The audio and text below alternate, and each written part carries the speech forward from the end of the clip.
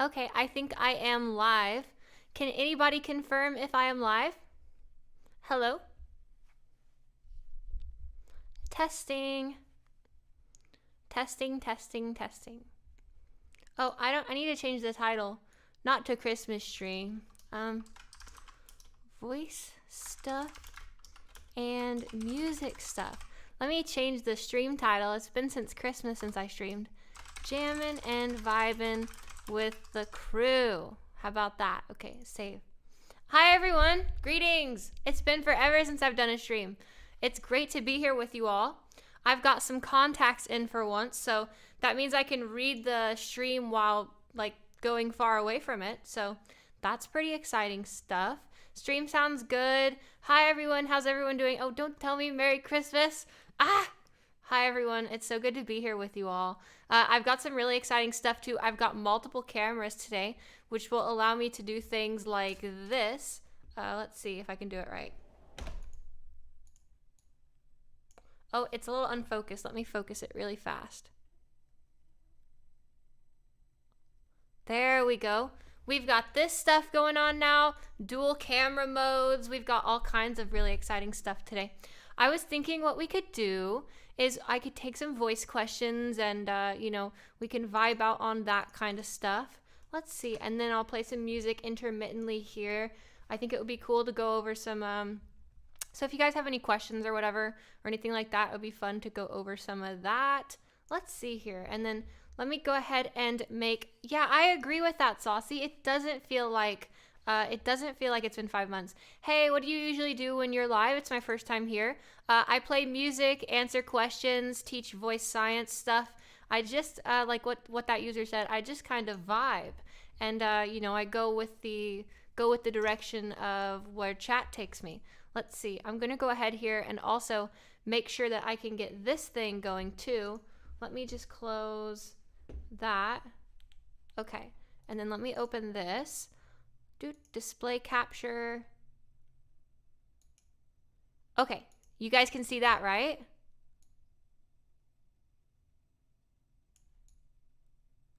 Oh, we're going to do some fun stuff with voice today. So everybody better get ready for that. Let me just make sure I've got the right sizing on everything. Oh, okay. Oh, it's still too large. Oh dear. Oh, I guess my monitor is a lot bigger than 1080p. Almost got this.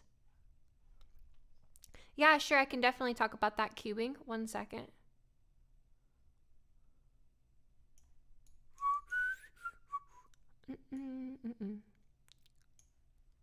Okay, here we go. Starting to get there. Okay, so let me go ahead and answer some questions here.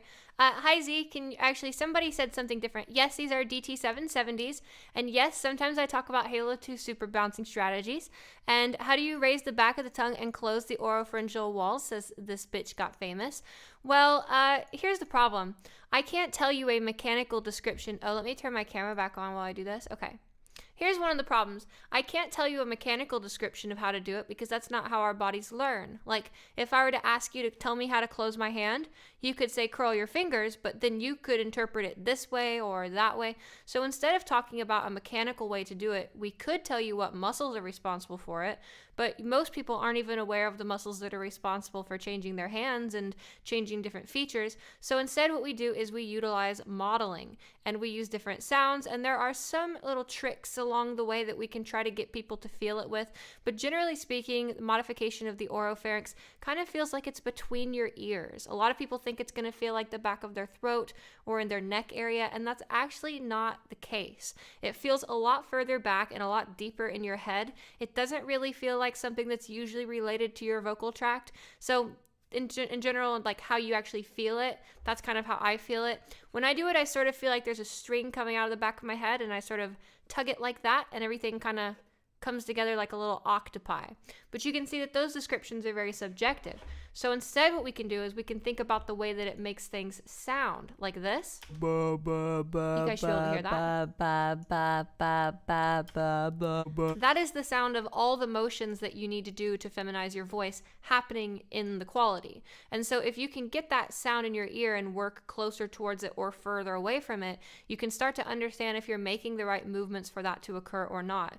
You can also practice this with a flashlight and a mirror because you can see it happen. Also, quacking like a duck often induces this in people, but when you quack like a duck, you also use a lot heavier vocal folds and a lot like denser sound than what we want. Like quack, quack, quack, quack, quack, quack. That's like, okay, that's doing oropharynx stuff, but it's also got too much weight. So we could do like quack, quack, quack, quack, quack, purr, you know, and then we're like on a sound like that or whatever. But generally speaking, the most reliable way to get control of the oropharynx is to understand what it sounds like when you use it the way you're looking to use it, and then try to implement that in your voice. And if you feel you're not sort of reaching for it in the right place, you can sort of adjust where you're kind of trying to reach back there and change things. A lot of people think it's like here. A lot of people think it's down there. It doesn't really feel like that for me. It's much more like behind, in between my ears and stuff. So I hope that answers your question. In terms of the way it sounds, when we do what we're wanting to do with it, it'll make this kind of sound. And I'm going to go ahead and just filter out some of these frequencies here just so that you can hear the part that we care about. This is what we actually care about when we're trying to feminize our voice. Well, we care about lots of things, but this is one of the most important. So listen to how this sounds. The difference between and what this is this is us raising our resonances. You can see how like the volume area that's hottest sort of increases to this area. And if we even make this smaller, we can see it even more. So over here on the right hand side, you'll see that this fourth peak here, or this bottom peak here, is actually the loudest, right? And as we slowly raise the resonance, now we've shifted the loudest spot to here. If we shift it a little further, now we've shifted the loudest spot to here.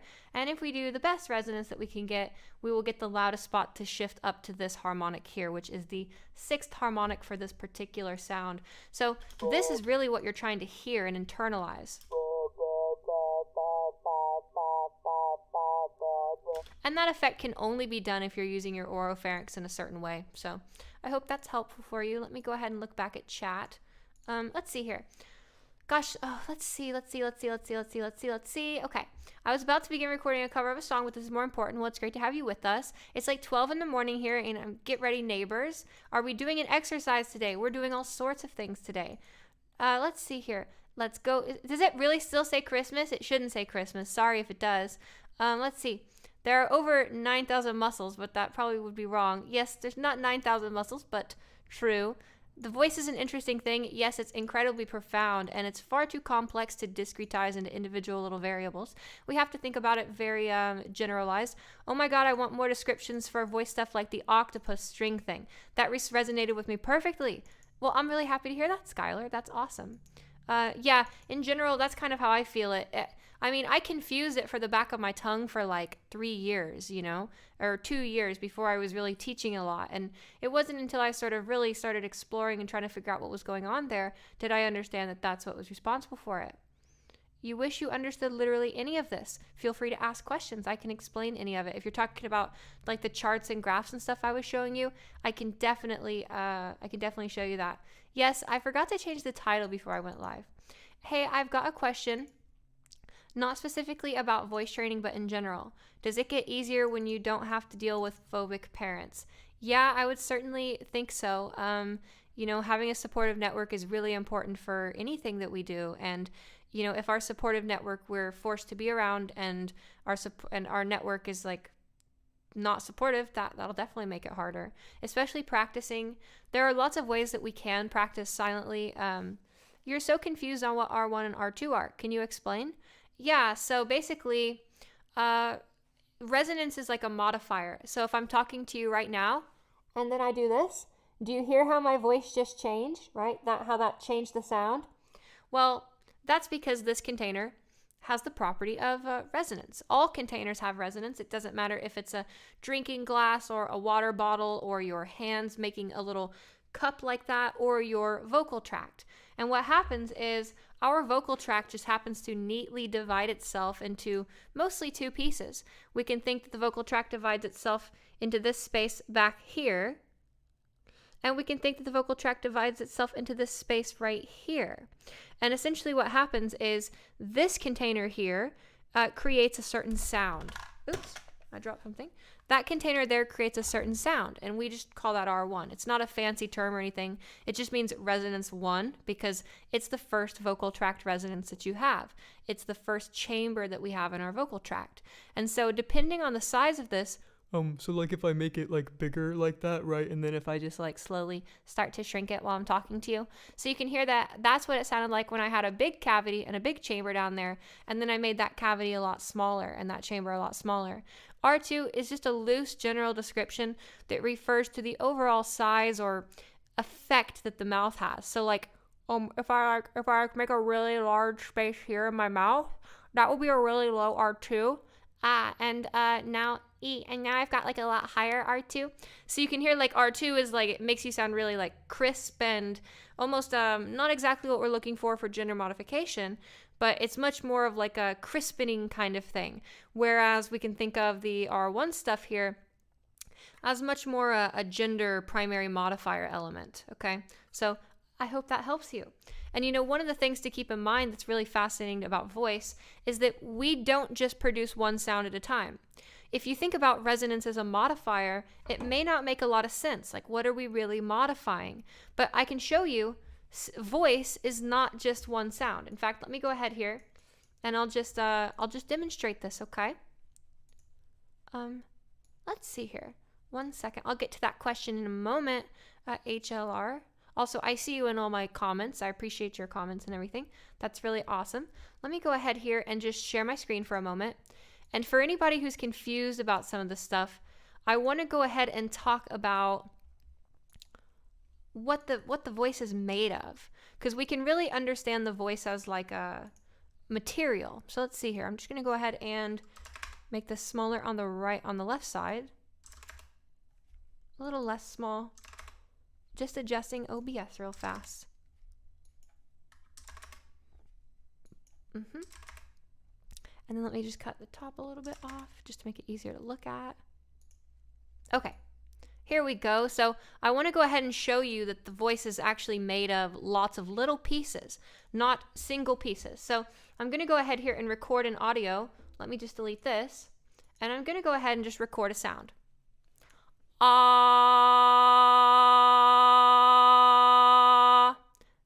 Now check this out. So your brain hears this as one sound, right? But it's actually not one sound. It's lots of little sounds, and we can hear these. So watch, I'm going to show you all the little sounds that our voice has inside of it. So this was my fundamental. This was the lowest of the sounds I created. Oh, and let me boost it so you can hear it just a little more. It's very subtle.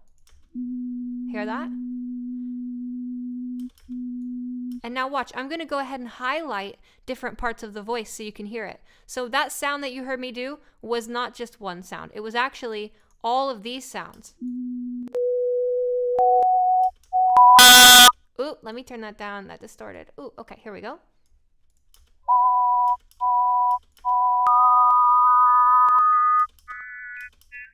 All of those are inside my voice. And if I slowly add them in one at a time,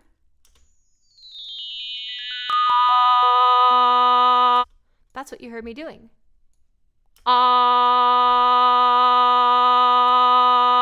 Isn't that crazy? So we do not just make one sound at a time. We make a lot of sounds at a time.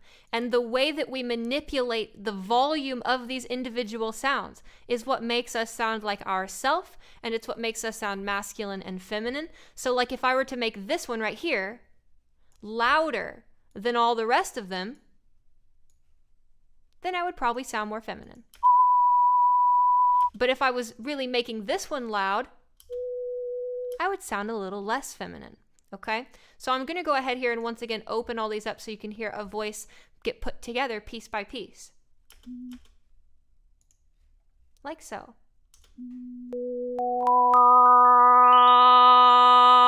And then we end up with a sound. And that, my friends, is called the Harmonic series. The program I am using right now is Voce Vista Pro. It's a wonderful program, and I just recently started using this one. There are freeware programs that you can get that do a similar thing. This one's quite expensive, so for a casual user, might not be the best approach, but this is quite nice. So look what happens when I change my resonance. So now you guys know that the voice is made up of little pieces. And I'll go ahead and show it one more time. I'm going to record a new sound.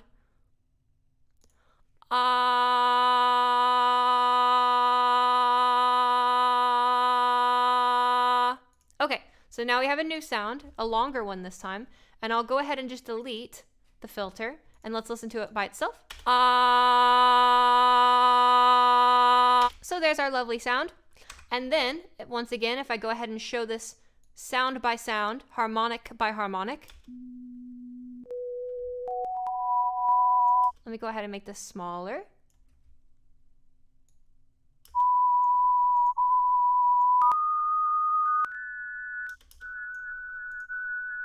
Isn't that weird? Kind of sounds like the Matrix, right? Where it's like, you know, like Neo dials in and it's like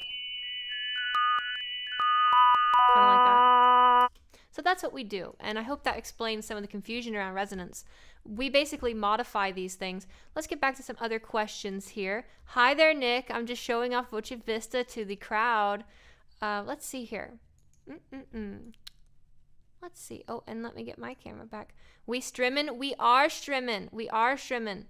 Let's see. And if you want to hop on a call, we could always talk too, Nick, and we could always talk shop to the listeners. Let's see. Nick, in case you guys don't know, is someone who's been working with me at Trans Voice Lessons. They're an awesome colleague and awesome collaborator and researcher. So we've been doing lots of stuff there. Let's see. And we've been working on our book together. So just so you guys know, our book is coming along quite well, and that should be done, I hope, within the next month. Ideally, at least a rough draft that can be released to the public can be done in at least a month. We're getting a lot of it done each day. Let's see. Those little tiny sounds sounded so funny on their own. Wow. I completely agree with you. Wow, light bulb moment. The voice is made of multiple sounds, indeed. And those multiple sounds are called harmonics. And together, they fuse and your brain hears them as one sound. To me, it's one of the most fascinating things about the way sound works at all. You know, it's like an illusion. Voice is really very much an illusion. It's like you press keys on an organ one by one. I completely agree. And you know what's interesting is the way you build an organ tone is by adding and removing harmonics. You know how organs have all those little slide bars or draw bars on them?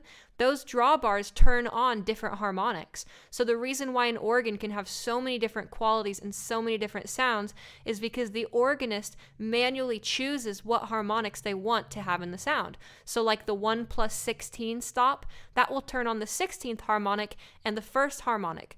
The 4 to 5 slide, that will turn on the 4th and 5th harmonics. Let's see, it sounds so magical. I agree, it probably is pretty magical. What are your views on an operation for voice feminization? Okay, so I sort of have separate views on this. I have my personal views and then I have my professional views. My professional views are that, you know, it's really not that good of technology. It's really a dice roll, and the ones that aren't a dice roll really just change your fundamental frequency, and there's always a risk during those for all sorts of things like an air leak or asymmetry of the vocal folds or certain scarring that makes it harder. In general, I think if you ever want to sing with your voice in a feminine voice and, you know, in a comfortable way, I strongly would recommend against voice feminization surgery. Now, on a personal level, to each their own, you know, body autonomy, do your thing with your own body. If that's something that you feel would be right for you and you've weighed the risks and the pros and cons and the risks and benefits, then I think by all means, get whatever you want to get done, you know? But it is definitely not, in my opinion, it is definitely not as developed as many other trans surgeries. So that's my opinion on that. There are about 4 or 5 main different types of voice feminization surgery, and they all have a big risk. They all raise fundamental pitch a little bit. Basically, none of them except for femlar addresses the vocal tract shape differences, which is really the most important salient characteristic between male and female voices most of the time. And for that reason, professionally, I would recommend against it. But personally, as a trans person with dysphoria, if you've tried a lot with your voice and you think you've given an honest effort really trying to train your voice and practice and everything, and you still feel like your voice gets on your nerves or is a dysphoric trigger for you, then by all means, get whatever you want done with your body, you know?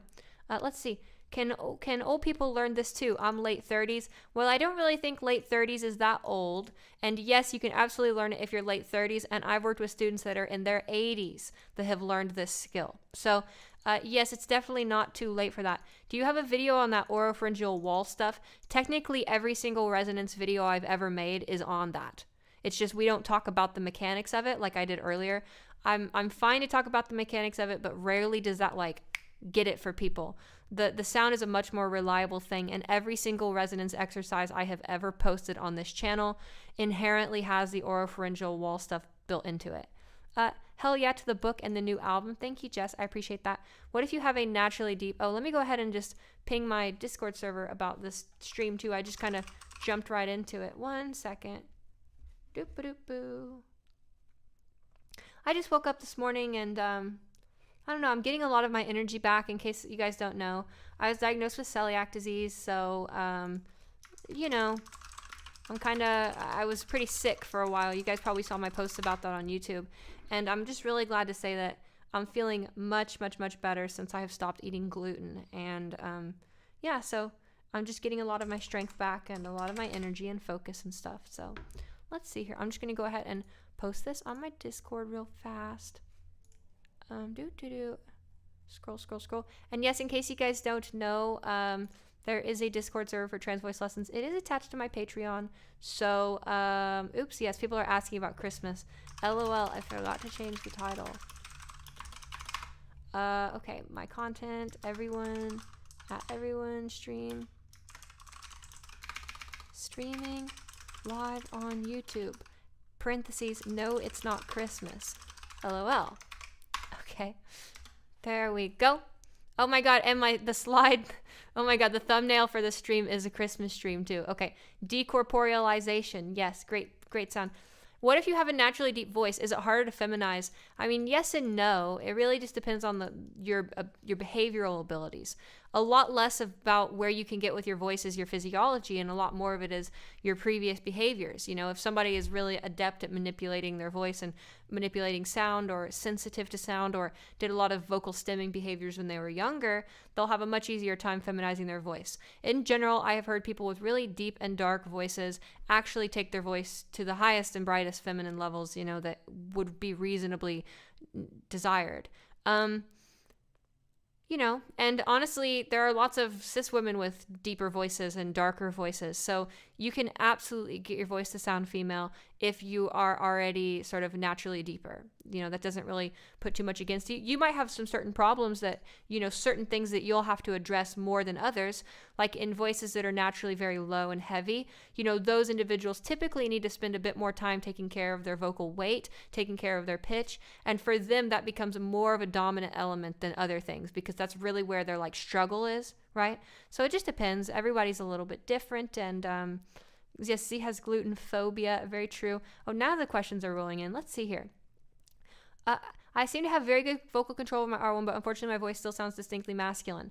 What am I missing? Okay, so if your R1 is really good, but then you go to make sound and it sounds all choked or strained or heavy, that's going to be rather clocky, right? So like, even if I have great resonance, ha, part, 1, 2, 3, it doesn't necessarily mean that it's going to sound natural or comfortable. There are other vocal elements we really need to consider. Vocal weight is extremely important.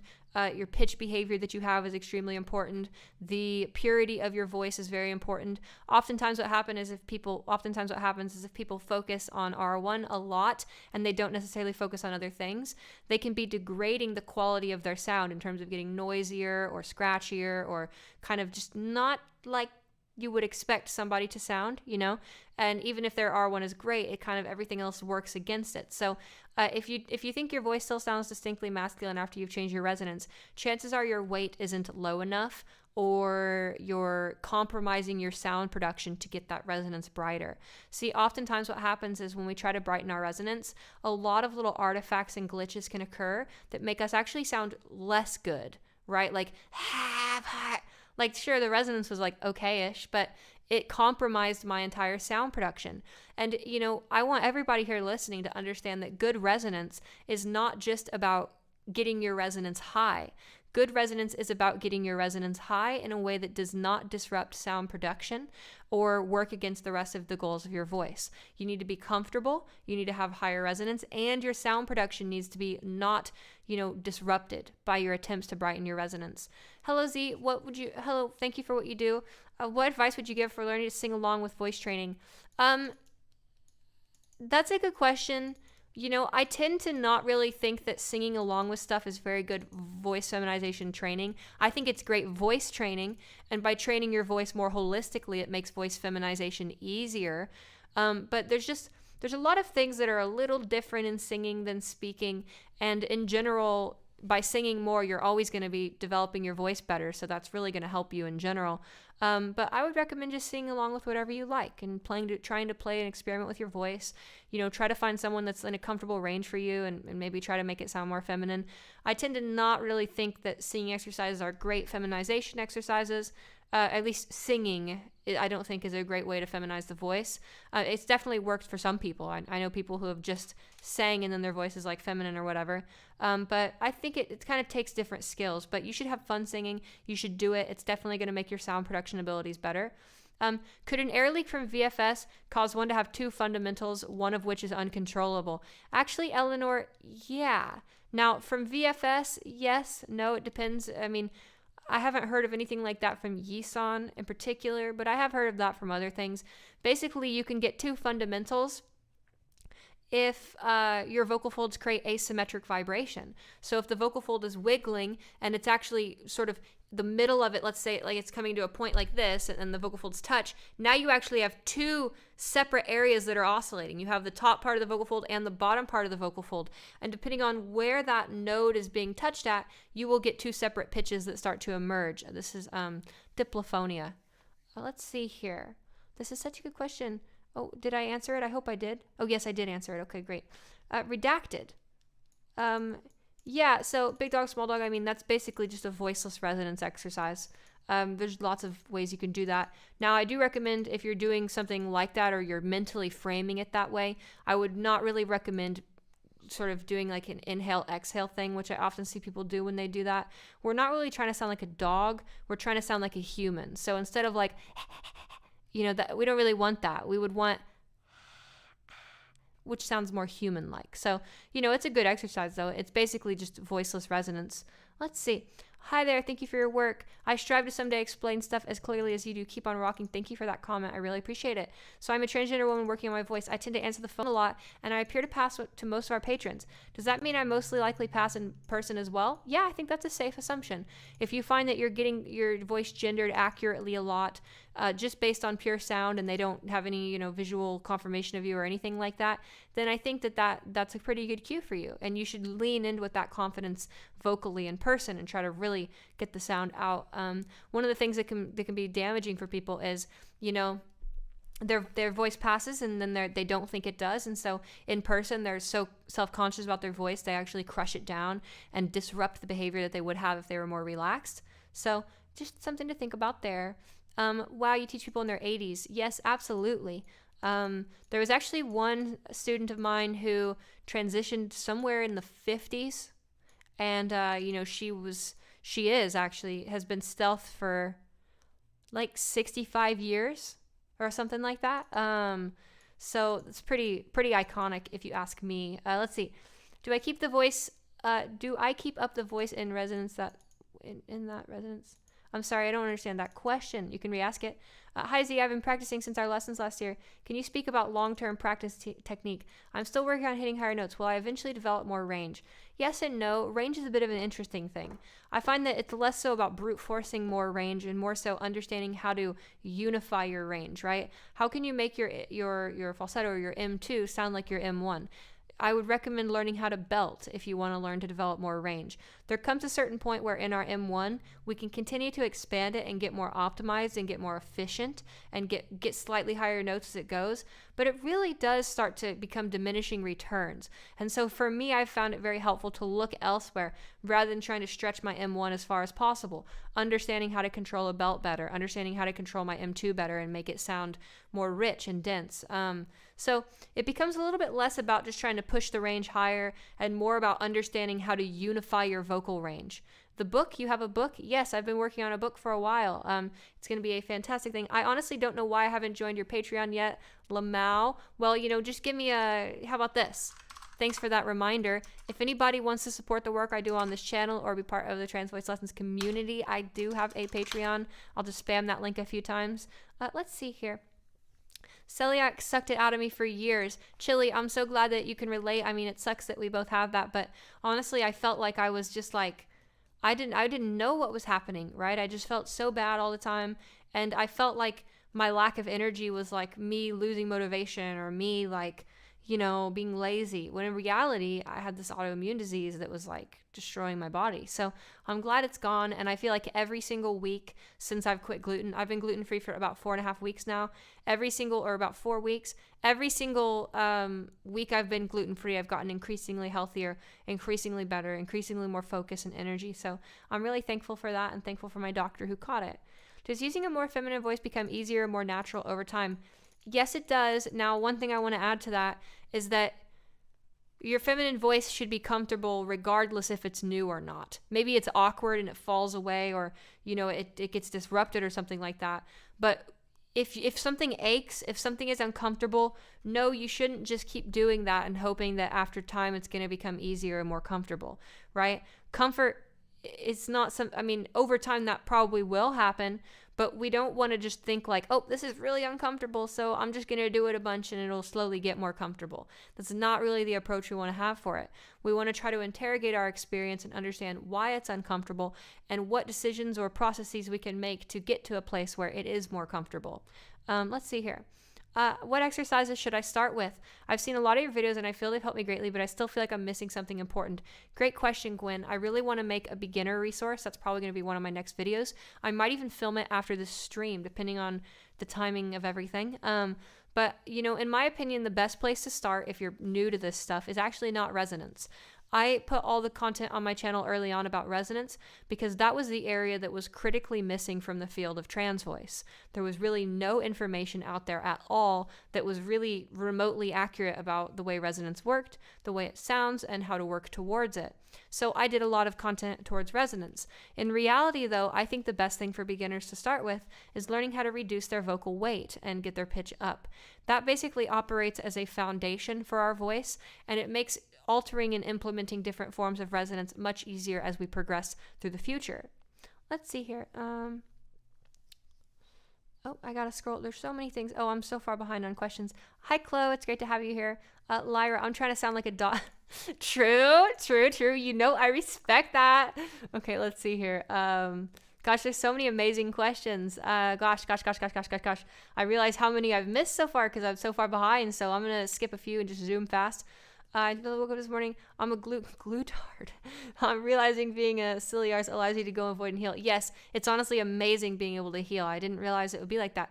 If I can take a very heavy bass voice to a reasonably androgynous, you can too. I love that, Princess. You're doing an amazing job as well. Everybody give Princess a round of applause. Princess was having problems with vocal fold irritation and lots of mucus secretion, and they've done an amazing job recently getting rid of that problem. So big claps for shout outs. How do we feel about nasopharyngeal shaping, and is it worthy of special focus? Addie, that's a great question. So nasopharyngeal shaping is something I was really thinking about a lot last year. About 18 months ago, it started to pop up my radar more. I do think it's very important, and I think in research, it's definitely worthy of having special focus. Now, in your average student trying to feminize their voice, I don't really think it's worth special focus because it's inherently built into the sound of scaling vowels. if we just understand that we're trying to scale vowels and that's the resonance shift we're trying to get for gender, that has nasopharyngeal shaping, that has oropharyngeal shaping, that has tongue repositioning, that has larynx elevation. To me, yes, we can discretize the individual components that are occurring and make decisions about them. Or in particular, like if I'm listening to a student and I'm hearing that they're missing one of those things, then maybe it's worth giving special focus to and trying to do something in particular that takes care of that problem they may have. But in general, if I'm just working with a cluster of students who need to feminize their resonance, no, I really won't part it out like that, because the sound is a compound motion that has all of those things built into it. So if we can scale our vowels in an accurate way, we're taking care of oropharyngeal closure, we're taking care of nasopharyngeal shaping, we're taking care of laryngeal elevation, we're taking care of tongue positioning, and we're taking care of it in such a way that the amount of effort is distributed in all the right places, right? Like what often happens if people over-dominate the motion with their oropharynx, or over-dominate the motion with their tongue, or over-dominate the motion with their larynx, they will get characteristic drifting off of their vowel scaling path. And the way that those drifts sound cue us in that some physical component is either being under-recruited or over-recruited. So to me, the best way to get all of these individual coordinations synchronized and in harmony with each other is through these basic vowel scaling exercises. And they're, not only that, but they're also very easy to hear. Trying to hear some of those nasopharyngeal shaping things and oropharyngeal shaping differences, lower versus higher versus some of the laryngeal positioning stuff, it can be quite subtle for beginners, and there's definitely validity to it if someone's specifically struggling with something. But in general, I don't think it should be like a really special focus. And I also feel the same way about oropharyngeal stuff. I think oropharyngeal stuff deserves a special focus, but only because it's the number one thing that people struggle with in the scaling motion. People can usually get the scaling motion to occur about 40-50% of the way up, and then there is that part of the motion where we then switch what we're doing and we recruit the oropharynx to continue raising R1, and that's where people fall apart. So I think that's why it gets special significance in that regard. And also in the literature, we can see that the width and volume of the pharynx has actually more influence on gender perception than the height of the pharynx. And I could give you a link to that study if you want to DM me or something. But we can see that it's less actually about the length of the pharynx, more about the width of the pharynx. So oropharyngeal stuff gets a little bit more focus for that. Great question, though. I'm glad I got to answer that publicly. Let's see here. Sorry for spamming, but remember when you made a video about falsetto techniques? Then there was a point about singing female opera, which I didn't quite understand. Can you explain what I'm supposed to do? Yeah, so you're going to darken your resonance, and you just basically sing in falsetto. It's going to be a reinforced falsetto, so it's going to be pretty heavy. Your resonance is going to be really low. I actually haven't practiced that coordination in several months, so it's not really something I tinker with very much anymore. But you're going to be a lot heavier. You're going to have a really dark resonance, and yeah, that should give you a sound that's pretty close to some female opera stuff. It'll take you a little bit of adjustment, of course, as well. Zia, it feels like Christmas hearing you live. Well, I'm glad you're here. Not a voice-related question, but do you think there might be biological reasons to gender dysphoria? Yeah. I also think there might be developmental reasons, environmental reasons. I don't think there's a singular cause to gender dysphoria. I think when I first started transitioning, I was a bit of a true scum, and I'm very much not that these days, simply because out of all the interactions and stories and experiences I've gotten to share with the vast diversity of gender variant individuals, it's really showed me that there is not a unifying singular experience to all of this. And at the end of the day, we're just organic matter that's trying to find its way around the world. And I think that gender dysphoria can come from many different places. And I think that, yeah, so that's my views on that. I worked on my manners and mouth before starting to pitch. Light flaky thing. Love your makeup, girl. Thank you. I appreciate that. I did it before I got on the call. Think of singing training as a multiplier. I really like that, Nick. Shout outs to Nick. Definitely a multiplier. Hello, Z. I noticed that when I'm out in public, I have a naturally higher voice, and I try to keep it that way. The thing is that after those hangouts, my voice doesn't sound like that in private, and I kind of don't get it. Okay, so that just is an indication that you need to behaviorally normalize more. Behavioral normalization is a very slow process, and yes, you'll need to babysit your voice for quite a while till it becomes your default mode of speech. It's no shortcuts to normalization. Well, there are some shortcuts to normalization, but not a lot. So what are the things I can do or not do, raise R1, but do it in a way that doesn't disrupt the sound of the voice overall?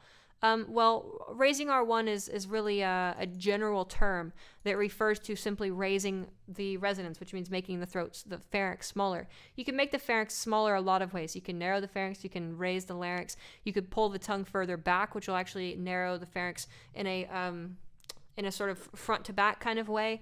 Nasopharyngeal lowering will allow you to change the height of it further. There's a lot of things that you can do to change the R1 in a way that doesn't disrupt the sound. So it depends on how your sound is being disrupted. Are your vocal folds squeezing? Is the tongue occluding? All of those would have slightly different solutions to making it so you can raise your resonance without a disruption. Let's see. Honestly, my biggest barrier, okay, there's so many questions. Big hearts out. Mega stealth respect. Yes, I know that's crazy, right? I'm all the way back there, huh?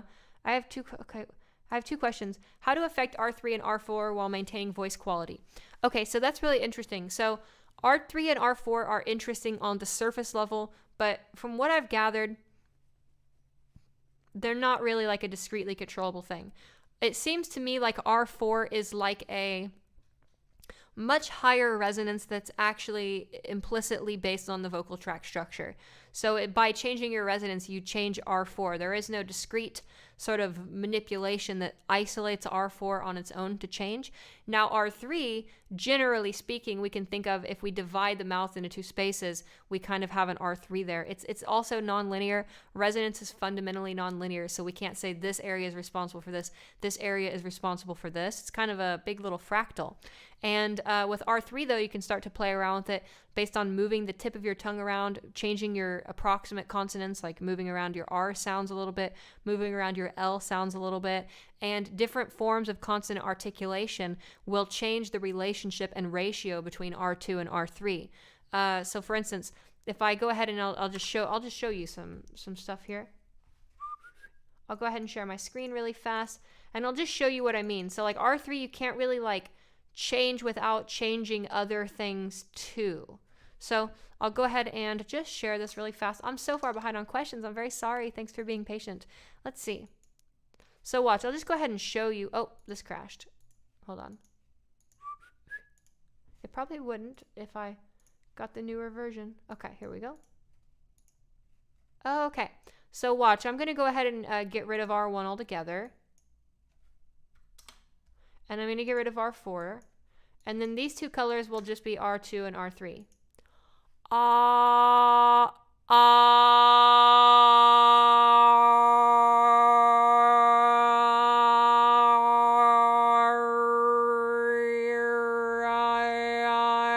So as we move the front of the tongue around, we will start to get divergences of R3. There's been some stuff I've posted on the server about trying to manipulate R3 by itself. Generally speaking, though, its use in voice feminization we can think of as being very related to R2, and changes that we would make for R2, such as shaping our approximants differently, like our R sounds, our L sounds, our consonants things, then we will end up with a higher degree of R3. Also, R3 will naturally change as you raise R1 as well. So there's some information for that. I wouldn't necessarily make that your primary focus, though. Let's see. Back to questions. Okay, I'm going to scroll down. I want to catch up. So if you have a super important question and I skipped it, you can feel free to ask it. I am now back to the bottom of chat. I'm just going to go ahead and do a quick scroll over. When is the launch of trans voice training? Already launched. I do probably about 100 lessons a month privately. And then we just launched a 12-week long 30-person group course. We're coming into week 2 as of tomorrow. And I'm also going to be launching some other like webinar things. So yes. Thank you so much for the feedback, Z. It's been invaluable. That's awesome. I'm glad to hear that. Hey, I think it's kind of a wild question. Do you think that if someone trained their voice enough, they could talk and sing and whistle? Yeah, I think so. I think there might be some recordings where I was trying to speak in a whistle register. Some crazy stuff. As an expert with gender and voice, have you ever thought about joining Dr. Powers? Yes, Nika, I actually am Dr. Powers' patient, and I have given Dr. Powers a trans voice lesson, and I would like to say that Dr. Powers and I are quite good friends. So, let's see here. Let's see. Oh, R2, R3 minus R1 sounds like tube and throat singing. Right, well, what happens is we that's actually a fusion event, and the fusion of those resonances creates like one really big super resonance that allows us to extract individual harmonics like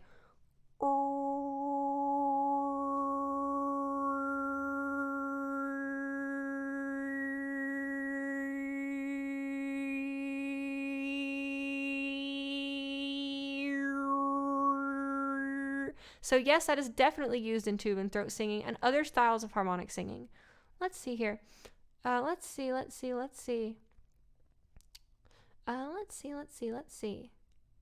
How do you join the group? The group lessons you can email. So if you want interesting group lessons, because we are going to be booking another wave of that 12-week long course, and I'll also be having other group lessons as well.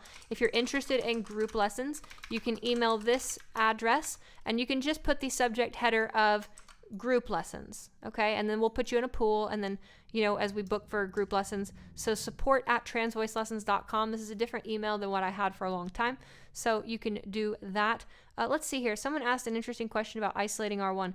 How would you recommend to maintain R1 up and not let it fall? There's lots of ways. I think one of the funnest ways and easiest ways for students is to actually do voiceless speech. It makes it very easy for you to hear. So, for instance, if I were to raise my R1, and then I tried to talk with that up, 1, 2, 3, 4, 5, 6, 7, 8. If we accidentally drop it, it will be quite noticeable. It'll sound like this if I drop it. 1, 2, 3, 4. Hear that like deepening that happened to the sound? So I actually think voiceless speech is one of the best ways to train stability. We can also do resonance stabilization exercises where we set R1 high and then we work on trying to move and shift between different vowels while keeping the R1 high, like I, etc. And the goal there is just to try to stabilize R1 in a high position while you work on changing different things. Okay.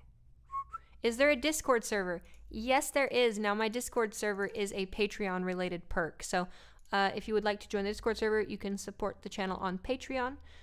Let's see here. And I do about a monthly workshop on Patreon and some other cool things in there as well. I'm probably going to be doing more just because I'm getting my energy back right now and I'm not as sick. Hey, hi there, Brandon. How? I would recommend that you watch the very beginning of 10 minutes of this because that was actually a question I sort of took in depth, but I'll just go ahead and summarize real fast. Yes, oropharyngeal closure is built into every single resonance exercise I have ever shared. So every resonance exercise on my channel fundamentally has that built into it. Do the group lessons cost anything? Yes, indeed they do. Let's see. Your control over your voice makes you like a human soundboard. Thank you, Sophia. I appreciate that. I'm going to make a really fun video soon. It's going to be a little bit of work to do, but it's going to be like a kind of a clickbait thing, like how I accidentally became a human synthesizer. And I'm doing a hand illustrated like synth layout where it's got like generator, resonator and stuff, and I'm gonna like turn the knobs on the screen and like do the sounds back or whatever, kind of like an upgrade version of the video I originally released, which was like XY resonance versus pitch thing, which actually needs a Z-axis because a lot of weight is changing in that, but the weight isn't there. For anything related to lessons and stuff, you can just email support@transvoicelessons@gmail.com. Let's see here. Who is this Dr. Powers? Dr. Powers is a HRT, he's an endocrinologist who does a lot of really cool things for trans healthcare stuff. And he's a bit of I'd say he's a bit of a rebel. I don't know. He kind of goes against all the W-path things. So do allergies, drainage affect your ability to speak femininely? Not any more than it would affect, your average cis feminine voice. I mean, it can maybe make it harder for you to train your voice at first because if your voice has a lot of impurity or instability, it can be hard to really narrow in on consistent behaviors that you're trying to like nurture or illustrate. But generally speaking, it shouldn't make that big of a deal. But it's definitely something to try to reduce. Yes, Stephen. Yes, clickbait, Zia. Oh, how about this, you guys? I'm going to be releasing a video soon. 15-year singing timeline.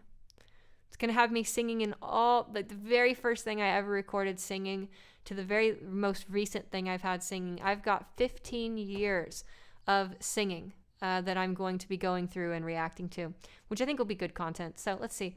How much variability is there in people's maximum meta-resonance, and how soon are people likely going to meet physiological limits? That's a great question. I think there are some limits in it, but I haven't really found, okay, to me the limits tend to be anywhere between 1300 to 1500 hertz. And it's honestly impossible for me to say if that limitation for, let's say somebody is stuck and peaks at 1300. It's honestly impossible for me to say if that's behavioral or if that's physiological because I don't exist inside their body. How likely are people to meet physiological limits? The optimistic thing about this is that it appears that in order to get a passable feminine sound, you don't ever need to go near your physiological limit. So for that reason, it's quite an optimistic thing that pretty much anybody can get feminine resonance.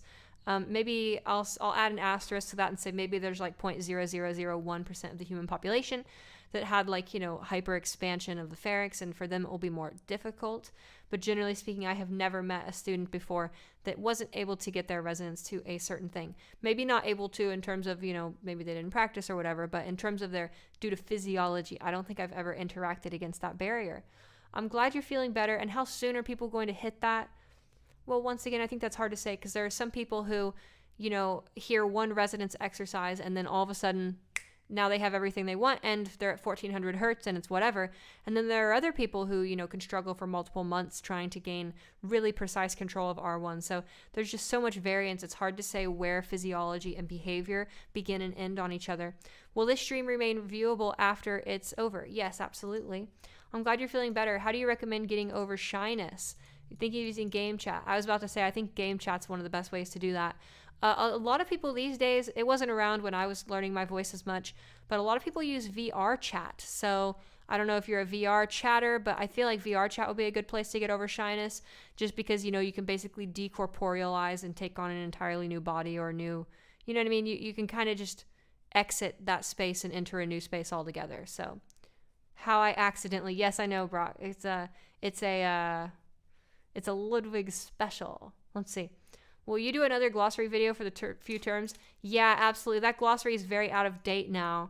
Every 3 months or so, I have a really profound shift in the way I view things, and that glossary is about a year old, so it really should be updated soon. Should voiceless speech feel like constraint? No, it shouldn't, actually. Like whenever you're doing voiceless exercises, and this goes for any voiceless resonance exercises, we really don't want you to go like,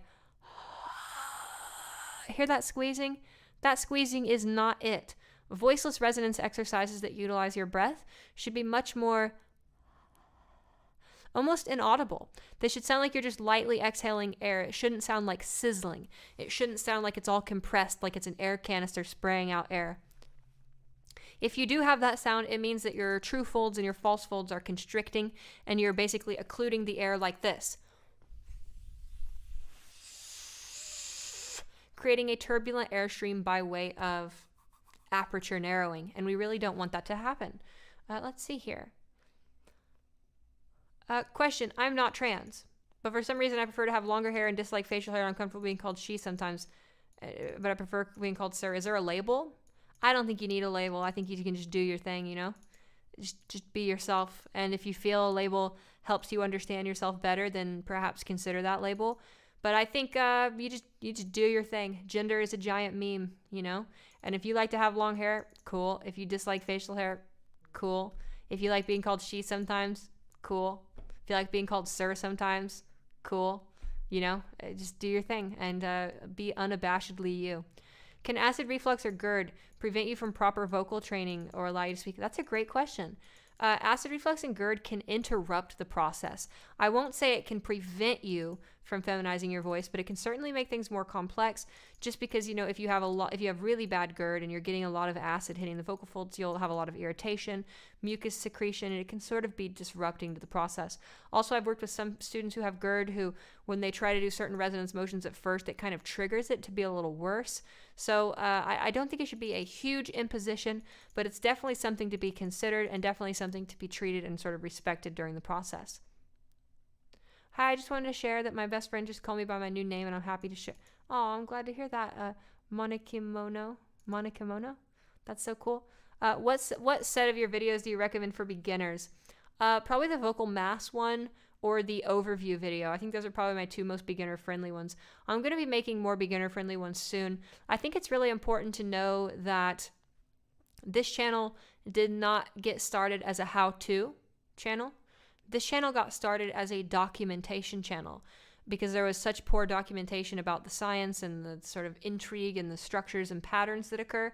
And over time, as my channel has grown, I felt a moral responsibility to become a lot more like a how-to channel. And so that's where my content has been moving more recently, and more so in the last year and a half. So I think one of the big things that I want to work on next is like where to start with trans voice, you know, because I don't really think any of my videos are great, like brand new how to get started videos. And I think that's a criticism I've gotten often. And I think it's a very fair criticism. So I want to make a whole set of things strictly for beginners. But in general, the overview video is a great sort of theoretical, intellectual kind of, you know, magic school bus tour of the whole process. And the vocal mass video at this point I find very dated, and I'm not a huge fan of that video. But I think that would be a great place to get started in just playing with the sound. I'm going to be making some better beginner resources soon as well. And, you know, it's honestly shocking to me that my resources have helped as many people as they have, just because I don't think they're most optimal. You know, I think every time I make a video a couple months later, I'm like, I could have done that so much better. But I think that's just the nature of growing and making content that's sort of, I don't know, you know, like that. So your timeline voice blew my mind. I can't wait to show people the singing timeline. Such a shame his method isn't known in Europe. Agreed. Dr. Powers is awesome. Actually, I think, from what I understand, not to leak things, but I think some collaboration will be going on with Dr. Powers and I on his next PowerPoint. So I would like to say that Dr. Powers and I are friends. I think he sees me as a friend as well. I see him as a friend, and we have good chats every now and then, and I always appreciate what he's done for me. He has honestly changed my hormone regimen in such a positive way and given me so much more stability to my healthcare access. So I greatly am thankful. Let's see. Hi Z, I saw your video about vocal fold mass, but don't really understand how to integrate those things into my everyday talking voice. My voice is very cracky and rusty, so that's the problem, I guess. Yeah, so I would just recommend trying to lighten the voice out with something like starting heavy, getting lighter, then trying to utilize and balance on that sound and speak.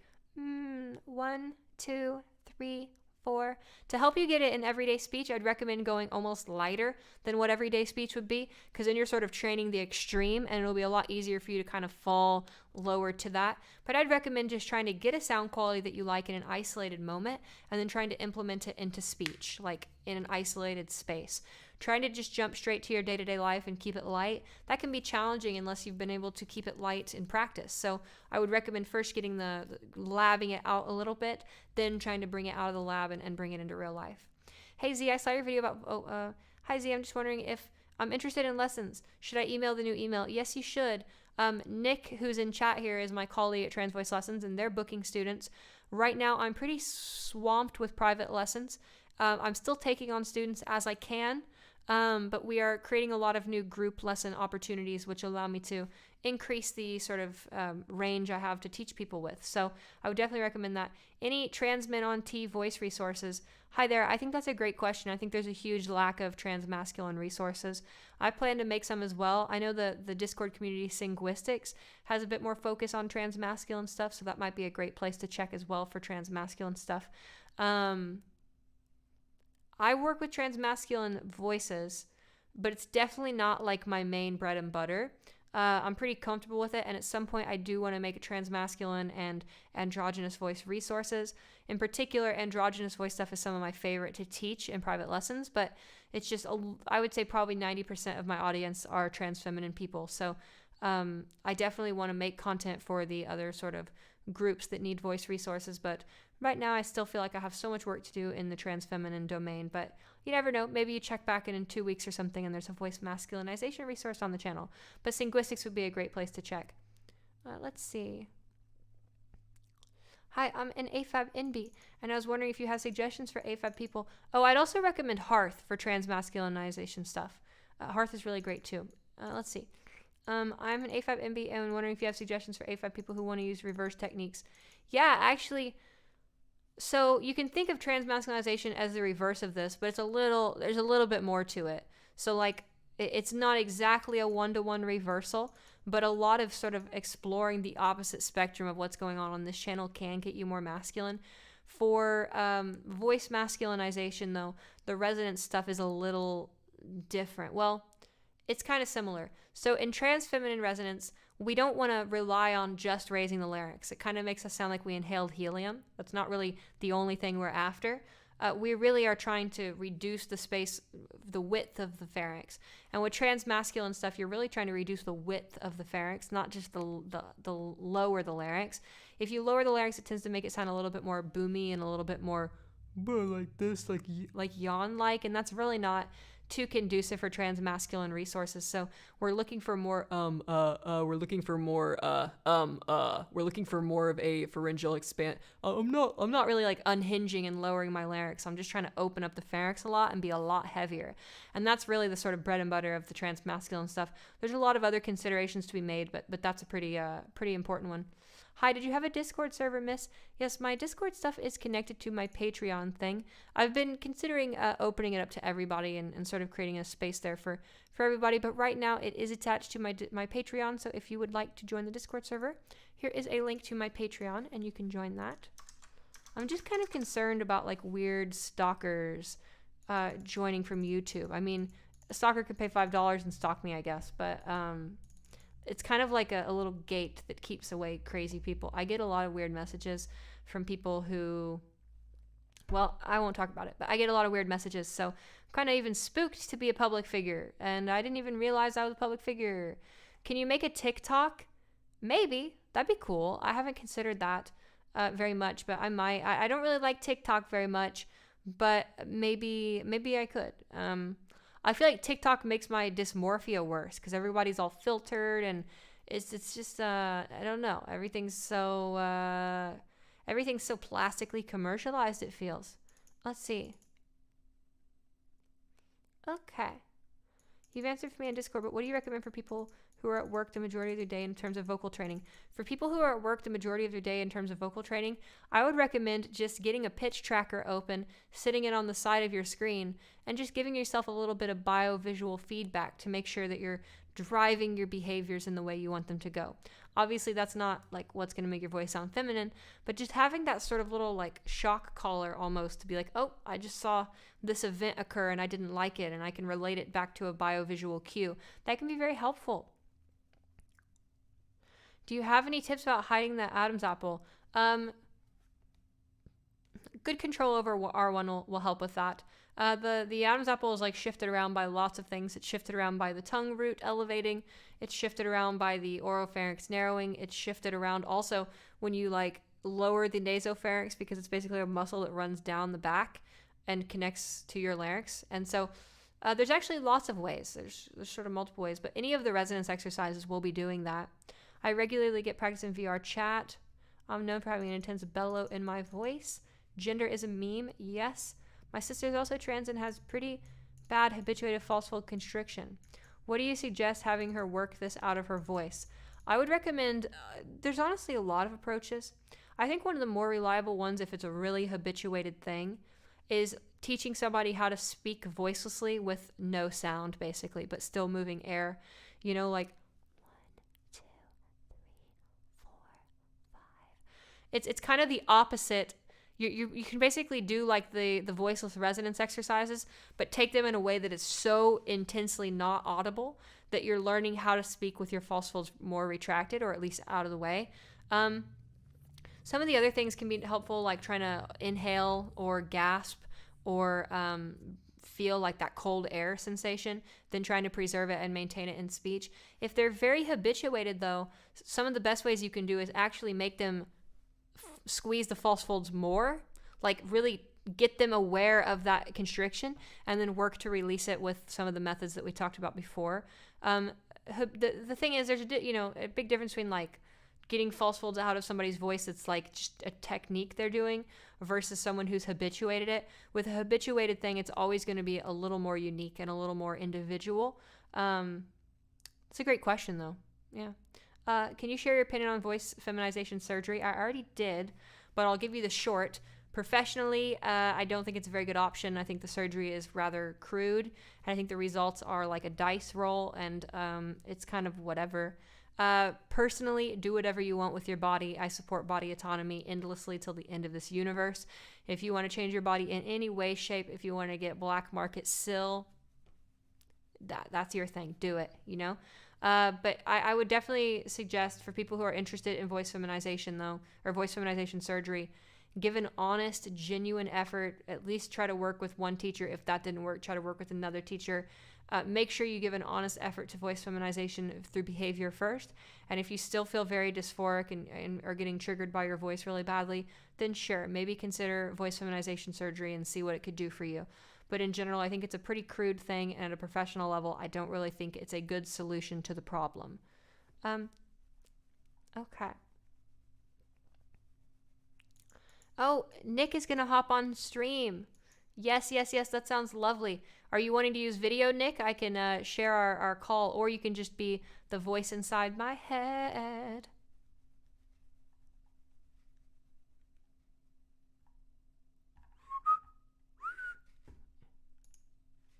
Oh wait, I'm so far behind on chat. Whew, okay, I've got to skip some questions just because I'm literally so far behind and I want to get caught up to the future so I can have a dynamic conversation. Are you taking progesterone? Yes, I do use progesterone. I've been using it for 3 years. I'm more so referring to things such as retail where I can't monitor myself. Oh, okay. Well, then I recommend having a little behavioral checklist, like before you talk to anybody, you know? You should try to get a muscle memory of what it's like when your voice is doing what you want it to do. And then you should try to, like, pull that muscle memory out every time you talk to somebody. And over time, it'll start to normalize that process. How hard is it to do a natural female voice? It just depends on the person. It's different for everybody. It's so easy to make a popular TikTok so we can, like, spread the word. Well, if you want to help me with that HLR, maybe I will make one. Let's see. I'm almost too boomer for TikTok, but I could try to learn. What's the differences of being aware of trying to learn a fem voice in UK sound? Okay, so the fundamental sex elements that we're changing are going to be the same. Vocal weight needs to go down, resonance needs to go up. There are some subtle differences that occur in the formation of different vowels, and in particular, I've said this before too, A-E. I actually think that vocal weight stuff kind of makes a bigger impact on sex perception in UK culture than it does, at least from my outsider ears, than resonance does. Resonance tends to be slightly more homogenous in the UK than it is in the US. Obviously, it's not homogenous, but it's more homogenous. And so a lot of the stuff I would recommend for UK individuals is to focus a bit more on really getting controlled vocal weight and getting your voice to a good pitch that you like. And then obviously we want the resonance to be brighter too, but I find American voices are like super bright compared to UK voices in general. Let's see. I like how precise your choice of words are. Thank you. I think I misunderstood, but you said about constricting the larynx or throat a couple minutes ago. Which video covers it? I'm not sure if you're talking about false fold constriction or if you're talking about oropharyngeal closure. Any of the resonance exercises describe, or sort of any of the resonance videos I've made sort of detail the sound quality of what will occur if we do resonance right, which includes oropharyngeal closure. In terms of constriction, that would be like a closure false fold thing, which I have a false fold video based on that thing. Are you taking new students? Are you full? Sort of in between. I'm taking new students, but I'm also full. So I take new students when I can. My colleague at Trans Voice Lessons isn't full right now, and if you would like to work with them, they're really awesome and are really good at voice feminization stuff. And we've been working together on the book and different resources, so you can email and we could get you into lessons. Let's see. I think 2/3 of voice training is troubleshooting. I think 2/3 of living is troubleshooting. You know? And how would group lessons work with this? Well, group lessons, everybody gets a time with an instructor, and they get to witness other people troubleshooting. And so group learning, social learning theory is well documented as a learning phenomenon that allows people to learn better. And so each individual in a group lesson does get hands-on work with an educator, and they also get to watch other people working with an educator. So by the time that you see, 10 people work with somebody who's instructing somebody, and then you're also worked with, you can really see people troubleshooting, and you can learn from their troubleshooting, and you get to work along with them while they're doing it. So it's not like you're just sitting there doing nothing. You're actively learning from witnessing other people interact with that. And troubleshooting isn't necessarily something you have to have somebody for, right? Like if you become aware of the information and aware of the sound and you develop auditory discrimination, you can actually troubleshoot your own voice by itself, which is ultimately the goal. I would hope that no voice teacher, whether it's feminization or singing, intends for their students to become reliant and dependent on them for their success. My goal is to obviously guide my students to success, but also to equip my students with the skills and abilities necessary to be lifelong teachers of themselves so they can work with me, and then for the rest of their life, they can make the right decisions. Let's see here. What was your tech for handling close vowel resonances in singing? Great question, Lyra. So, honestly, what's the best way to say it? I'll refrain from cursing. Mess around a lot. I used to just sit around at one pitch, and you can even find audios of this on the server, where it's like I would just like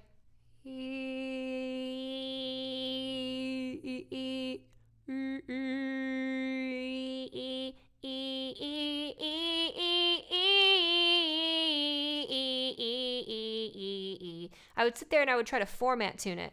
And it's actually something you can do with a resonance tracker. I maybe wouldn't recommend it, but there's a certain area where when you lock the resonance into a harmonic on the E vowel, it becomes this crisp, ringing quality. E, and I feel the front part of my tongue doing a bubbling up sensation, kind of like it pools up and sort of really tries to fill the alveolar gap or whatever, so that's something I would strongly recommend with. And for me, a lot of closed vowel with singing starts with E. So I would sit at one pitch and I would slowly move my tongue around, slowly move my vocal tract around till I hear it snap into place and get that bright ringing quality. And then I would try to lightly move pitch up and down just by a little, maybe a semitone, or not a semitone, maybe like a whole tone. And as I'm doing that, I'm listening. Am I preserving that ringing quality? And if I feel I'm not preserving that ringing quality, then I will sit and I will try to adjust my tongue position as I move between the two pitches to learn how to track that quality. For me, it's one of the most sharp qualities that occurs when it happens. And you can really hear if it's locked in or it's not. E, E, E, E, E, E, E, E.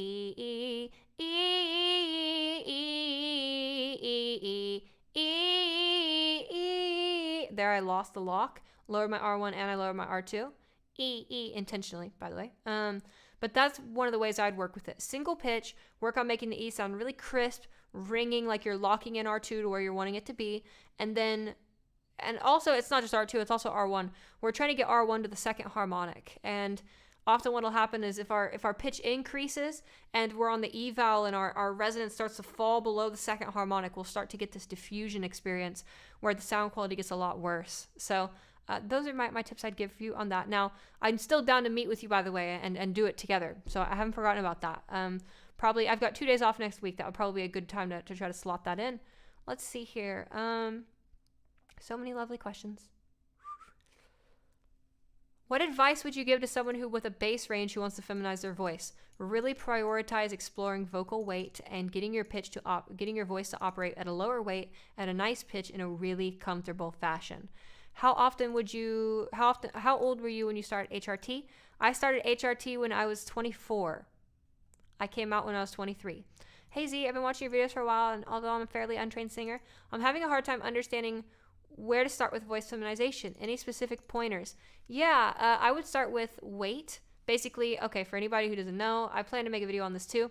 It's related to the vocal fold mass video I made, but I talk about it a lot differently now because I've further cemented these ideas and taught them in different ways, and I've found a better way to think about it. But you can think of weight as basically this quality. Hear that like buzziness that came into my voice? That's an indication of your vocal weight, and it basically is the engagement amount of your vocal folds. And when we engage more tissue, there is more of this like bright, buzzy quality that happens. And the thing is, that sound isn't just a sort of sound quality, it also has a specific response in the way that our pitch behaves. So if I have that quality, it's going to be harder for me to get my pitch up. And when we talk about bass voices or lower voices, that's often the key characteristic of those lower voices, is that they have a lot of vocal weight. And so it's especially important for those individuals to learn how to shed that weight and bring the pitch higher. Let's see here. I've noticed issues with my gag reflex since our lesson. Oh, that's kind of interesting. I would assume that it has something to do with maybe you're trying to push the tongue too far back.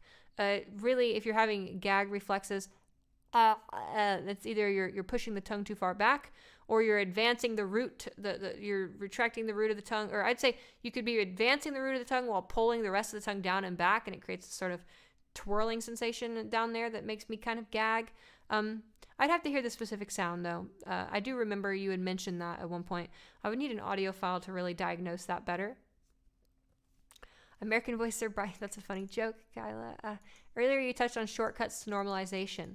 Could you give a few examples? Yeah, shortcuts for normalization to me are strengthening the mind. I'll say strengthening like the mind, body, ear connection. So like not just training the way that the thing sounds, or training the way the thing feels, or training the knowledge of the thing, but trying to integrate those around each other. So like practicing silently and thinking and imagining what the sound would be, listening to audio files and imagining your body moving, listening to audio files and actually moving your body but not making sound. Basically, we can interact with these sort of fundamental axes of learning in such a way where we de-emphasize or emphasize certain ones, and it allows you to strengthen all these connections, and that allows you to expedite normalization, because I think one of the most important things to normalization is to really have a locked in, like, to really lock in the awareness of the assumption of the posture. So when you feminize your voice, you're actively taking on a certain posture at first, and that posture is really like the genesis point for your sound. So learning how to kind of memorize exactly how that feels, both mentally, physically, and auditorily, and then being able to reach for that and then immediately hit the voice and speak the way you want with it. That to me is a shortcut for normalization, because then every time you go to talk to someone, you have a reliable, singular idea that you're recalling that gets you back to your quality, and then you can start to use that as much as possible. Thanks for the link to your Patreon earlier. It took a long time for me to fix my otherwise dead Patreon account with an appropriate picture and name. Thank you so much for the support. It really means a lot. I am so thankful for all of it. It's crazy. So thank you very, very much. And actually, since you said that, I'll just go ahead and plug the Patreon once again. If anybody would like to support the work I do on this channel or be part of the Trans Voice Lessons community, here is a link to my Patreon. Let's see here. Any advice for needing to use my voice for long periods of time? I teach 7 lessons in a row. Most days I teach 7 lessons in a row. Yes. Lighten your voice. Lighten your voice, and don't allow your vocal folds to rub on each other very much. Try to avoid as much fry as you can. Fry isn't bad, but if you're teaching constantly and your sound production is somewhat inefficient, you will get fatigued more. So, yes. There's actually a funny video you can search of Ariana Grande. Search Ariana Grande discusses vocal technique or something, and you'll actually hear the quality that you kind of want to have, where she's like talking like a lot lighter. And of course, maybe you don't need to be that lighter, but it's sort of like, you know, you're kind of trying to keep the vocal folds from making too much contact for a long period of time. Also, stay hydrated and take breaks. Hi, I just wanted to chime in and thank you for the first chapter of the book. Been hitting a wall, but I'm learning to identify issues and listening with appropriate proprioception. Weight is your problem. Well, I cannot wait to release the section on weight as well, and to make a video specifically on that. I think weight is most people's problems. Can you protect your voice? Oh my God, Chris Woods, you just quoted that. Can you protect your voice by talking in a higher pitch? I've heard Ariana Grande say this in an interview once. Yes and no. It's not that going to a higher pitch is inherently more healthy, but trying to get your voice a little higher than where it is will typically induce less vocal weight, which essentially equates out to less friction on the vocal folds. And so in the case of Ariana Grande, you know, she's speaking at a higher pitch because it's encouraging her to maintain greater lightness and greater thinness, which is actually decreasing friction. So for her, it would be good. But, you know, if you were to bring your pitch up and do this, no, that's actually going to fatigue you faster. So it's not really about the pitch. It's about what the pitch caused that to do to the voice. Actually, I do have a question. I started seeing an in-person speech language therapist on the NHS, but they seem to be new to voice feminization. Do you have any advice on how getting more from appointments with them? Show them my resources. No, actually, that's kind of tongue-in-cheek, but really the entire field of speech pathology is very far behind on trans voice stuff. And it's something I'm working to take care of. I've actually had a meeting with a lot of different key SLPs in the United States and abroad. I am working with another SLP in the next month to do a presentation for other voice teachers. And I'm working on doing research to get the newer methods codified in the literature better so that people can get access to better trans vocal care. Because right now it's pretty dismal.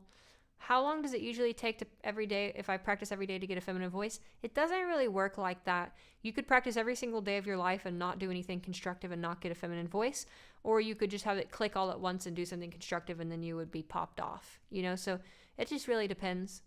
Do you still do music? Oh, absolutely. I do music every single day of my life. In fact, right below me, I've got this keyboard here. This is in 31, but I won't play right now because I'm taking voice questions, but I'll play a little later. Oh, I don't want to show people my legs. YouTube creepers. Okay, YouTube creepers. No more creeping. Okay, let's see. Because I will be streaming for you. Let's see. Okay. Because I'll be streaming. Okay, can you help with something I sing? Look at that gorgeous Nord stage. Yes, the Nord stage was built into my desk for a while, or put in my desk for a while, but now that I have the Lumitone and I can play microtonally, the Nord is sort of just sitting over there. I'm going to move it over here, though, because I do love playing it, and I actually think the Nord stage 2, or Nord stage 3 has the best action of any keyboard I've ever felt. So, yes. Let's see here. Anything to help visual learners who may not fully understand some of the audio terminology you use? Yeah. You could utilize biovisual feedback tools. I would recommend that you check out on the Discord server under voice resources. I've actually been posting a lot of visual auditory things at the same time, where it sort of goes over different vocal techniques and different vocal things while showing it as well. There are also some visual descriptions, but that will be based on each individual. Cool. Been doing scales on vowels for a while, and I'll look for that ring.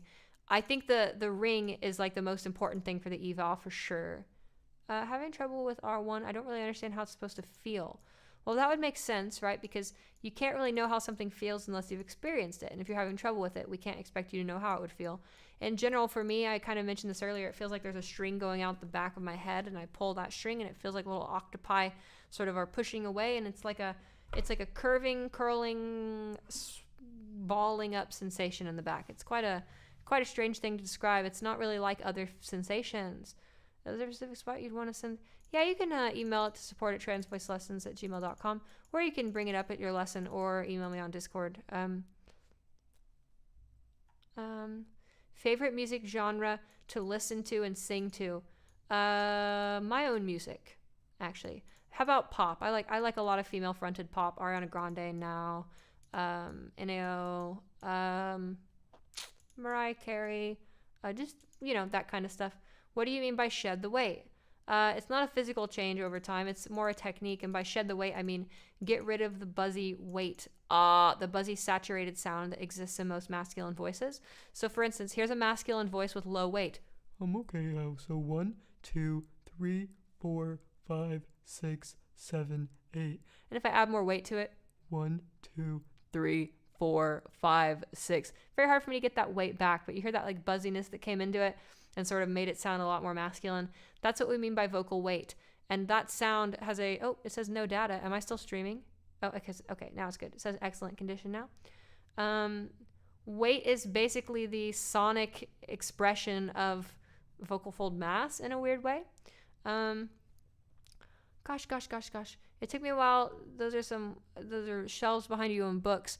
Right now I've just got a couple individual acoustic absorbers on different shelves just to help diffuse a little bit off the back wall because I was recording the book. I'm doing sound treatment for this room, but it's a bit complex. I need a few more things first. I really need some diffusers for the sides of the rooms. You are so knowledgeable. I've been a voice teacher for several decades now, and I've still learned a lot from your videos. It's great to have you here, Laura, and keep up the awesome vocal education. I think voice education is so important. So you came out when you were 23. When did you realize? When I was 23. I mean, I had like gender dysphoric memories from when I was like 3 years old, which I actually didn't know I was 3 until I moved back home. And I had my brother talk me through my childhood from age 1 forward. And I realized my earliest memories around age 2.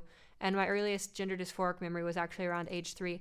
I thought that memory was around age 6 or 7, but it was actually even sooner. So, yeah, I first had a weird dysphoria gender thought when I was like 3.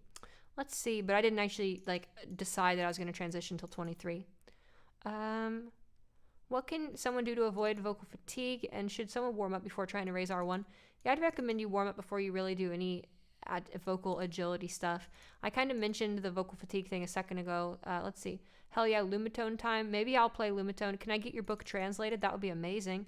I'll try to find someone to translate it when it's done. That's the coolest keyboard ever. Come back, Lumitone. Hello, this is very interesting. I'm not trans, but I do realistic female voice in RP games. And when I do female characters, your videos have helped me. Thank you. I'm glad to hear that that's helped. Oh, dang, she really just pulled out a microtonal keyboard. What an icon. I am a microtonal artist. I pretty much only work in microtonal systems these days.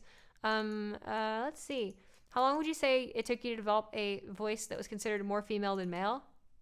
16 months. You can watch my timeline. I have a 5-year voice timeline on my channel.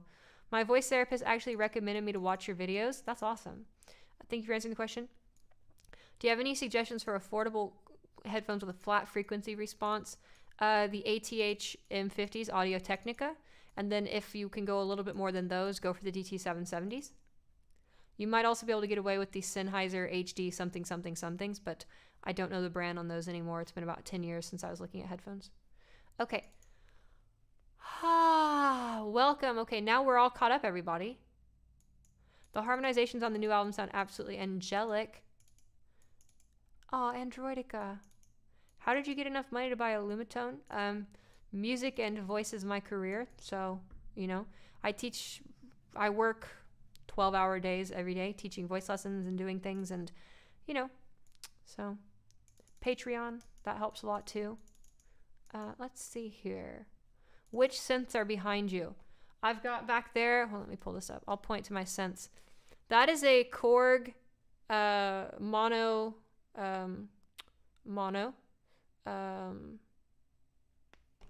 What's it called? I just blanked. It's actually one of my favorite synths I own. That's kind of why I have it up there. Even though it's the lowest of the families. What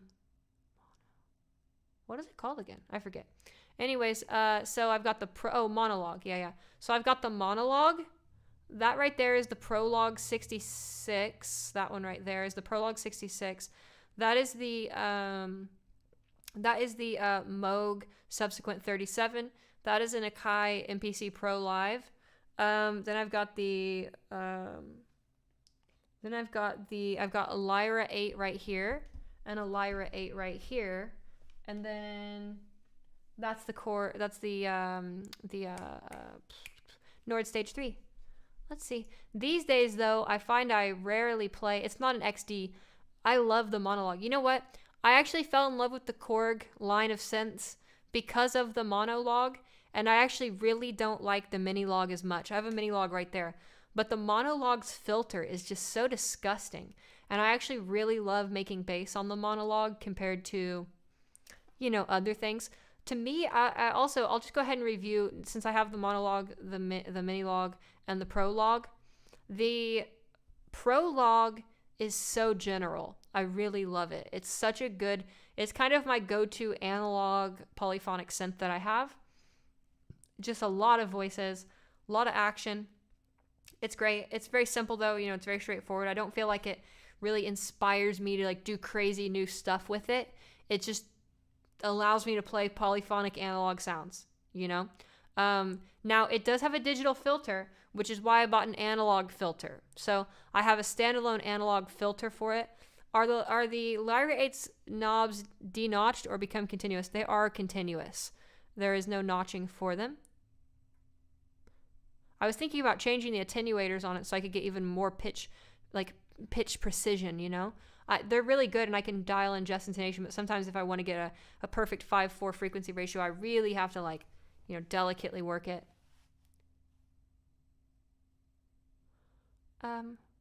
Started learning synthesis on the Korg R3, which is a VA. I've had so many Korgs. I actually really like VAs. I don't have anything against them, you know. For me, it's less about the oscillators themselves, but the filter, you know. I really do hear a big difference between the analog versus digital filters, and it's not necessarily better or worse. I just find digital filters sound really flat, and analog filters just don't. You know, they sound really active. I didn't know there were regional training and voice training. Does that mean when you speak multiple languages on a daily basis, you should train all of them? Yeah, you should train all of them. That would just be good for practice. I've been exploring resonance a month. When I use voice exercise, I can't reach the without lowering my jaw slightly.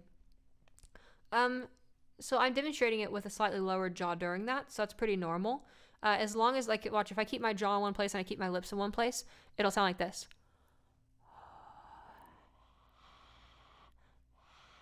Ha, ha, there. So you should be looking for that kind of thing. I love cheesy plastic VAs. Yes. You know, I have the Iridium, and I do use it, but not as often as I thought, only because of the desk setup I have, and I need to get it on a stand so it's like right here and on the desk. But it's got some really cheesy filters, but it also has some really cool filters too. I found it really interesting how, even though it's digital, it can really emulate a lot of good analog stuff, but at the same time, you can just get this super cheesy plastic thing too, which is kind of cool. How do you warm up for stuff? Do you just go up a keyboard scale? I've talked about this a lot. I do multiple different warm-ups depending on what I'm trying to do. If I'm trying to warm up my vocal folds, then I will just, you know, basically hold single pitches at different weights, move the pitch around a little bit. If I'm trying to warm up my resonance, I'll do basic resonance exercises, mostly consisting of vowel scaling exercises. If I'm trying to warm up my tongue stuff, I will do like tongue trills or consonant modification. If I'm trying to warm up my lips, I will do lip trills. And if I want a full warm up, I'll do all of those. But generally speaking, I just do a little bit of vocal fold warm up, and then I count on muscle memory to take me through the rest of it. Okay, let me know if you guys can hear this. Wait, where's my sus pedal? Okay, let me know if you guys can hear this. Hold on, let me actually change, because that sounds too low. It's tuned to a different fundamental. Do do do do do do do. Let's go here. Get piano tech. Do do do. Okay. I'll show you guys some cool chords. We'll take a break from the voice stuff for just a moment and come back to it in a sec. I'm gonna show some cool chords. Okay, there's that, and then go here, and then do this, and then go this, and then go here, and then do that, and then hit OK, and then hit string tension. Okay. Can you guys hear that? I really like this chord.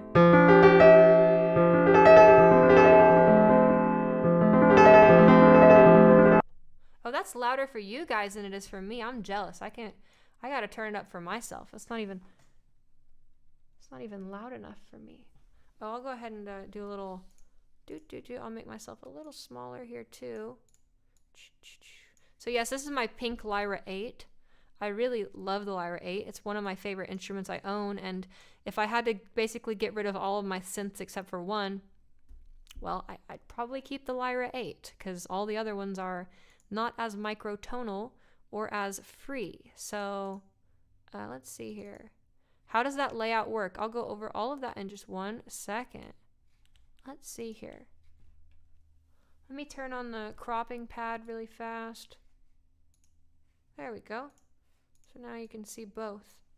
How does this layout work? So this is a 31 tone layout. The gray row here, which doesn't look gray on your screen, it looks blue, but this is actually gray.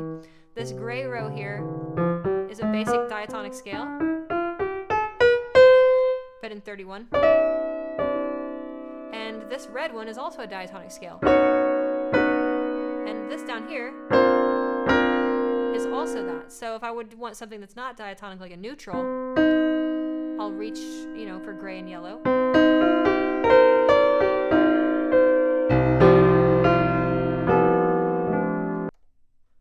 Piano Tech's gonna do that. It seems like every time I stream and I've got...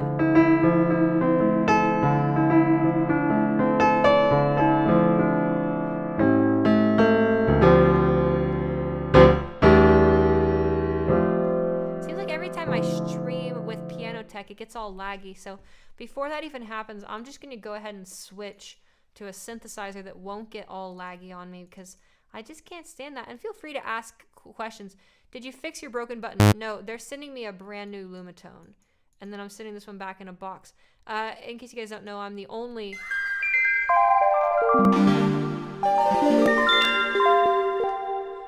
one with a broken Lumitone in the world. See? That shouldn't happen. Very weird stuff, right? Do you have music somewhere? Oh, most certainly. I have a Bandcamp and I have an entire other channel. I'll go ahead and show you my music YouTube channel. So here's my music YouTube channel. Yeah, I do a lot on there. And then here's my Bandcamp, which I release my sort of more official releases on. Like that. Take care, Chris Woods. It was great having you here. Thanks for being here. Let's see here. How about something like this? Okay.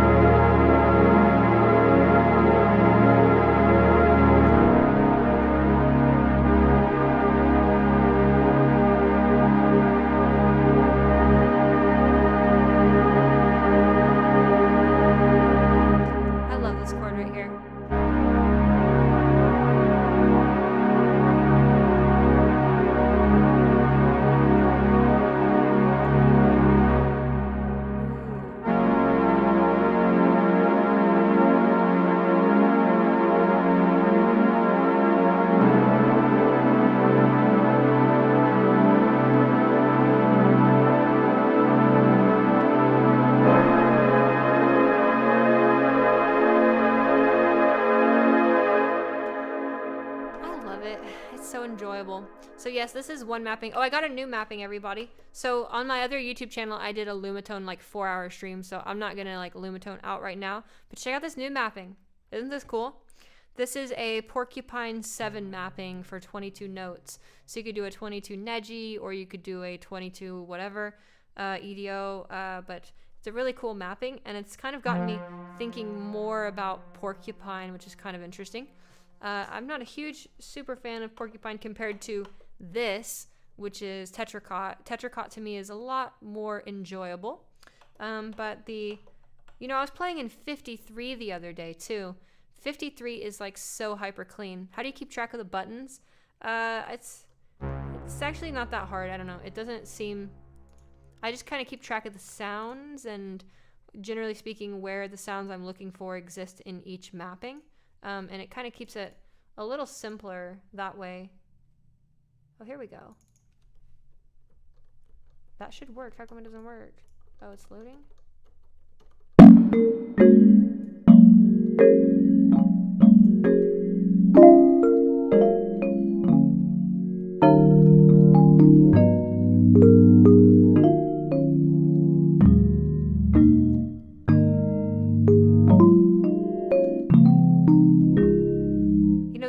Latency right now. Mars Argo. What's 53 has so many options. Well, here's the thing. When I play in 53, I don't even go looking for the extensions or the options. I'm so satisfied with just the way the ultra pure stuff sounds. Hey, what do you recommend for someone who wants to get into microtonal music but doesn't have the money to invest in expensive stuff? Download Scala for free. Download Surge for free. Go to scaleworkshop.com for Sevish and just export your own tunings, and there you go. Now you have microtonality for free. The microtonality is not expensive. I don't think anybody should get the idea that you can only be microtonal if you have a bunch of money to spend. You can be microtonal with your voice. You can be microtonal with any instrument for the most part, as long as it's acoustic and you can bend it. And there's lots of freeware options for microtonality. This instrument's just kind of obscenely expensive because it's really the first instrument like its kind that allows us to have this freedom. So I would say this instrument's a little bit overpriced, but they're a small company, and when it comes to economies of scale, it's one of those things where they sort of naturally are more expensive. I would love to collaborate with Dolores Catharino. She's commented on my videos before, and she's expressed a lot of enjoyment in my work, and I have done the same towards her. So maybe there is some day where we absolutely collaborate. Who knows? The universe has shown me that there's all sorts of strange little twists and turns that you don't expect. So maybe. Ooh, here we go. Let me go here and do this. I really want to play piano right now, but for some reason Piano Tech glitches when I'm streaming. So I don't know if it's because it's like the data use or like RAM usage or what.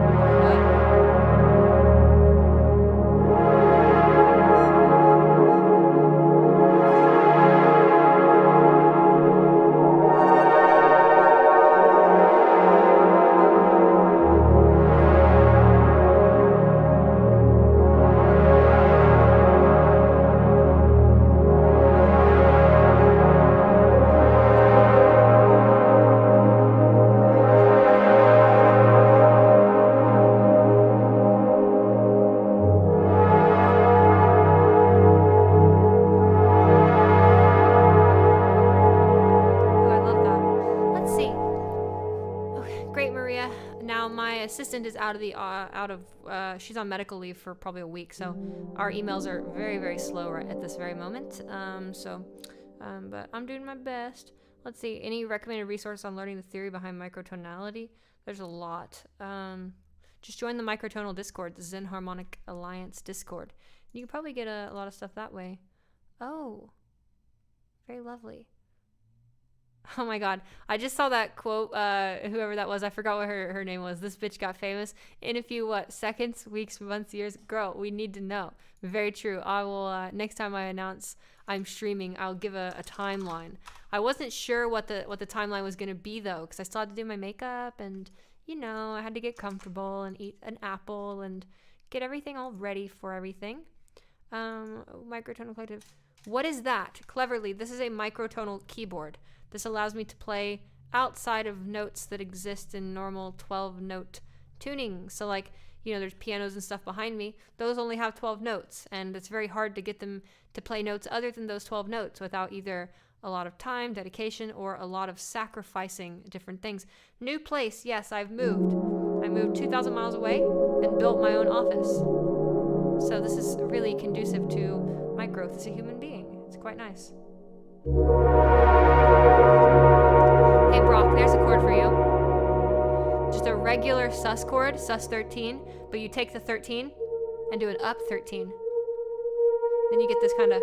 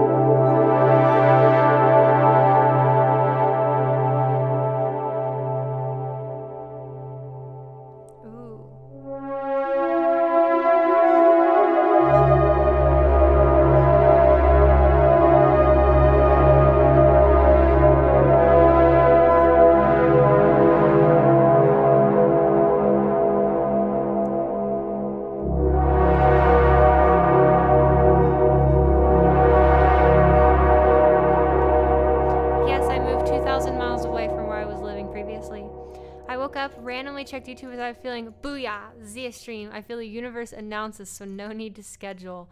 I love that. I'm so bad at scheduling. I need to do that. Okay, let's see here. Okay, so there's that. Now, I think I'm going to bring on Nick, who is my wonderful colleague at Transvoice Lessons, and I think we are going to have ourselves a little chat about voice stuff. And you can ask us both questions, or we can dialogue and talk about stuff. Your microtonal music, is it 0.25 a tone or 0.10 or its other ratio? I don't use irrational ratio or irrational frequency ratios. I use whole number frequency ratios. So they're just intonated. They aren't just divisions of what already exists or whatever. They're it's a totally different thing. Right now I'm playing in a 31 tone I'm playing in a 31 tone sound that is based on the prime section of the harmonic series of 23 and 6. So it's not 31 note equal temperament. It's very similar to 31 note equal temperament, but it's not exactly 31. So I just want to say thank you so much for all your hard work and resources. You made a huge service for the trans community. You're legendary. Oh, thank you so much, Rogue Commando. I really appreciate that. And I can't. Are you still doing them lessons? Oh yeah, I do like about 100 lessons a month right now, private lessons. And I've just launched new group courses and stuff. So I'm like, if you email me and you don't hear back, it's not because I don't do lessons. It's because we're just waiting till we can actually, serve that person or whatever. There's so many people. It's kind of overwhelming. I'm getting into voice acting, looking to develop a female voice. Any tips starting off? Yeah, a lot. Lighten out your voice, raise your resonance, that kind of stuff. It's sort of absurd. I want to ask, how did you make your fingers so thin, or is it like that born? Are my fingers thin? I didn't think my fingers were that thin. I was just born that way. I don't know. I've always had I don't know. Interesting. People comment on my hands a lot. Not in a bad way. Just it's something I don't know. I never really noticed. Are my hands different or something than other people's hands? I don't know. I don't think so. I think they look like normal hands. You have girl fingers. Damn it. Yes, true. Do you monitor your own voice when recording or streaming? No, not right now. I'm not. Well, I am a little. It's pretty quiet right now. I prefer not to, actually.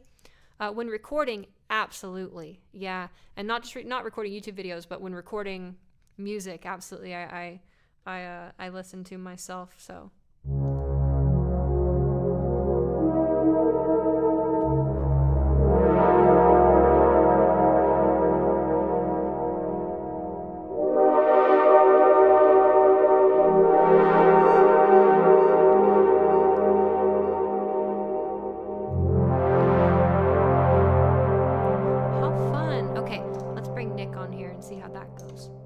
I've never had a guest before. Now let me turn this off so I don't show you all my legs again, because I don't want the YouTube creepers to creep, Fair enough. Let's see. You know what? I almost feel like filming a video tonight. I feel like the lighting's okay. I feel like I look okay. I don't know. The hardest part for me of making videos is like combating dysmorphia about the way I look or whatever. I'm pretty comfortable with how I look, but when I record, it becomes a very self-critical thing, and it's very, very, very, very challenging. So like the recent video I released this week, I was just like, I want to try to just get through that. So I just did like a morning kind of thing, where I try to like just kind of wake up and just put a little bit of makeup on and film. So it's very weird. Okay, let's see here. Any specific mics or speakers? This is a Neumann TL 102 or 103 or something like that. I really like it. It's quite a nice microphone. Okay, let's see. Oops, I just clicked something here.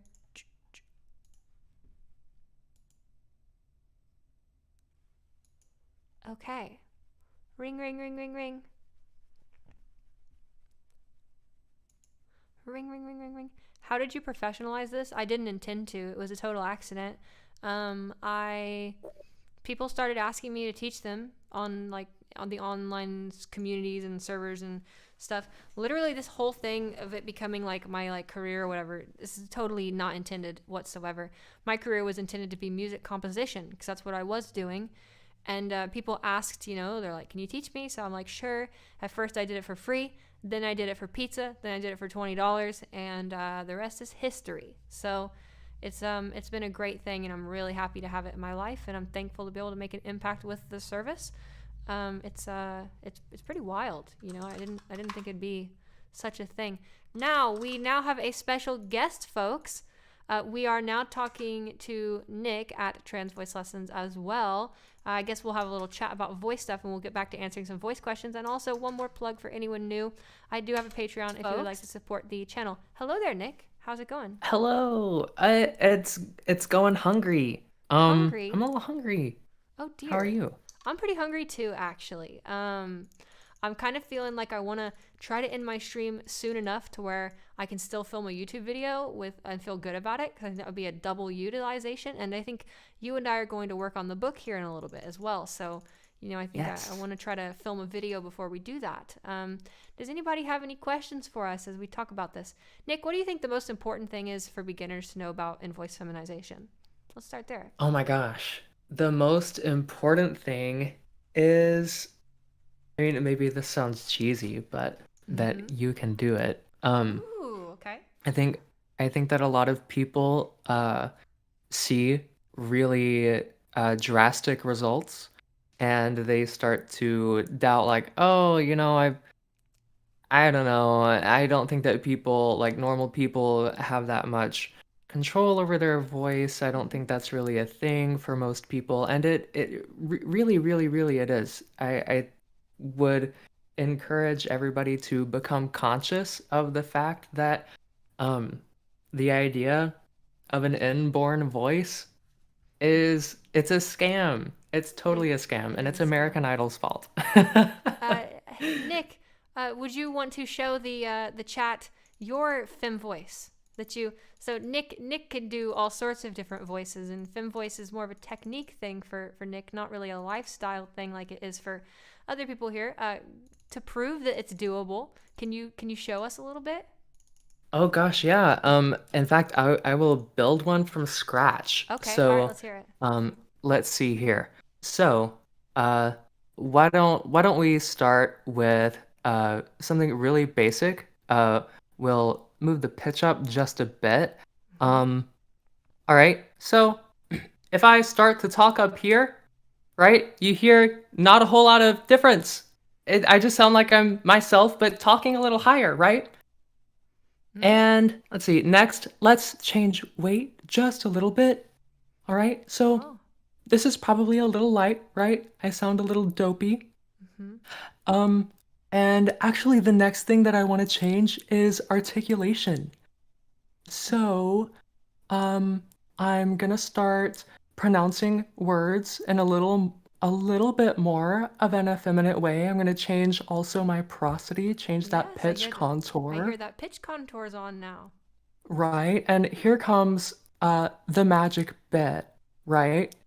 Size, or R1. All right, here we go. Hello, hello, hello, hello, hello. 1, 2, 3, 4, 5. Hello Hi, there. everybody. Hello there, Karen. How are you, Karen? She's good. She's good. I so threw her funny. away. I don't know. That's fun. No, I like that. That was a fun demonstration for everybody. But yeah, I think that's great. Voice feminization is definitely possible for everybody. Everyone's in chat saying, whoa. Hey, if you want to study with Nick, email Trans Voice Lessons. We are always taking on new students and everything like that. Oh my God, that's magic. That's ridiculous. Nick can teach you that. Chat's all, wow, that's really good. Oh my God. Yes, Nick can teach you that. Nick and I work together, and we do, we're working on a book together, and they're mind blown. Look at chat right now. Their mind exploded. Indeed, it is witchcraft. It's witchcraft that can be taught. Insert take my money now gif. I'll just give you the email. If you guys want to work with Nick, you guys can just email this. And I strongly recommend emailing with the subject header lessons with Nick or something like that, or like interested in working with Nick. So support@transvoicelessons.com. And Nick is quite a bit louder than you. Oh, hello? Oh, Nick, Oh, you're no. louder than me. How dare you? This is my It's stream. because I'm joking. I fixed it. I This just- is my I just stream, got- Nick. Ah! I just got back from rehearsal, so I'm projecting. Yes, I love that. No, using the diaphragm. No, okay. Oh God. No, I'm glad you all like that. Nick and I have been working together for a while, and I really picked Nick to work with me at Trans Voice Lessons because I felt like they have an incredible background in voice pedagogy and just very knowledgeable about voice and very skilled. They were already developing their fem voice sort of utilizing techniques on the periphery of what I was doing, but certainly going their own way and doing their own thing with it. And so it felt like a really awesome collaboration, and it's been one of the better decisions that I've made. I feel, they've taught me a lot about voice that's given me a more holistic perspective, and I would like to think I've taught some things to you as well, Nick, over the years, or over the year. Absolutely. So it's a really great relationship so far, and Nick is one of the teachers that leads the group lessons. Need some lessons, never heard back. Okay, so if you didn't hear back, it's because we're just overwhelmed. It's not because we're ignoring you. Nick is booking right now though, so if you want to work with Nick, you can just email with that header, and you'll probably get addressed pretty immediately. It's just working with me right now. I've got like, I don't know. I'll just be honest, because it kind of explains the situation. There's about 4,000 to 5,000 people waiting right now. And we can't really do it in like a linear waiting list, because if we do that, then literally nobody will basically ever get help. So we sort of take messages. We try to do some based on chronological order. Some, is the website still accurate? No, it's not, but that email will auto forward. So there's auto forwarding. You're right. I need to update the website. I really just need to buy a new website from a developer. If anybody is in chat and they develop really nice looking websites, minimalist kind of things, and you think you can get a really good professional result, feel free to email support@transvoicelessons with the subject header web design, and I would be happy to hire you as a freelancer and, get a new website, because my website is dog poop and I don't have enough time to fix it by myself. So yeah, well, it is Squarespace right now, but I don't like that. I sort of want something that's kind of more, I don't know, more mobile scaling.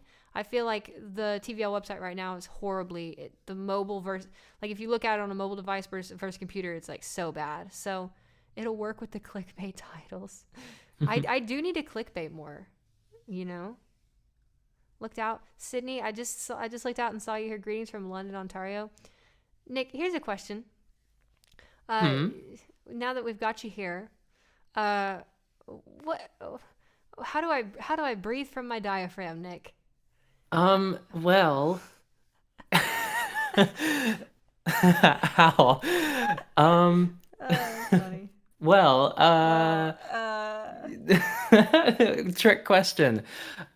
You can, if you are a healthy person just breathing, and you have not done a lot of very specific training and effort to not recruit your diaphragm in breathing, in the act of respiration, you're always using it. If you're not using your diaphragm just in life to breathe, something's wrong. Something has gone terribly, terribly wrong, and you must seek medical help immediately. Wait, Nick, are you saying that breathing with the diaphragm is a meme and it's actually not a very crucial concept to being a better vocalist? It is a meme. Absolutely. Absolutely. Gotcha. I was Yeah. hoping I'm sorry. I'm so sorry to break your heart, Z. It turns out, oh, darn. yeah, the diaphragm, not the way to femme voice. Clara, I just found out my insurance covers voice lessons. I'm wondering if it would be worse pursuing voice lessons to be free. But I don't want to clog up y'all's stuff. We can't legally accept insurance, unfortunately. That's something that we would like to work on changing, but that's an infrastructure problem in the way that certifications for speech pathology works. So for instance, like speech pathologists, they can accept insurance even though their methods are less effective just due to the institutionalization of it. So we're certainly working on trying to do that. Now, there have been students who have gotten reimbursed by insurance. And for that, all we have to do is we have to send a letter that says, that they did this thing, and that's that thing. You've been lied to by the diaphragm meme all your life. Yeah, most people have. That's kind of why I asked Nick to dispel it here, because it's one of those things that is so strange to me. Like if you're an actor or whatever, you always hear like, now project from your diaphragm. It's not really like that. Will this stream stay on the channel? Yeah, it absolutely will stay on the channel. Let's see here. Go ahead, Nick. The diaphragm, funnily enough, not the worst place I've ever been told or heard someone been told to breathe from. What's the worst place you've ever? What's the worst place someone's ever told you to breathe from, Nick? Well, I love this one because you can find an interview with Kristen Chenoweth on some evening talk show Mm-hmm. talking about this. Sometimes people get told to, I think as she phrases it, breathe from your hoo-ha. Oh Um, dear. uh-huh, all the way down. I mean, it works, right? Hoo-ha breathing. It's gotta work for someone. That's wild. I think Yeah. that's popular on TikTok. If anybody, um, and that maybe I only exist on cursed TikTok, but I've definitely heard some hoo-ha breathing. Is there a such thing as cursed TikTok if all of it's cursed? Hmm, extra Mm, cursed? I don't know. thought experiments happening now. No, yeah, that's kind of wild. I think the weirdest thing I've ever heard someone say is like focus the sound into your teeth or something, or Oh, you know what I mean? I think that's a weird one. Your teeth? I I've heard of that. Yeah, placing the tongue or not a lot, not tongue, placing the voice Mm, ideas. mm-hmm. Like for anybody who thinks that you can move your voice anywhere in your body, that is not an air-filled cavity that comes into direct con I don't know what to call it, that has a direct path to the vocal folds. Your voice can't go there. Um, Well, how else do I so put the voice in my head? Right? how I else? gotta get head voice. How else am I Um, getting my voice into my head? I think they give people lithium for that, actually.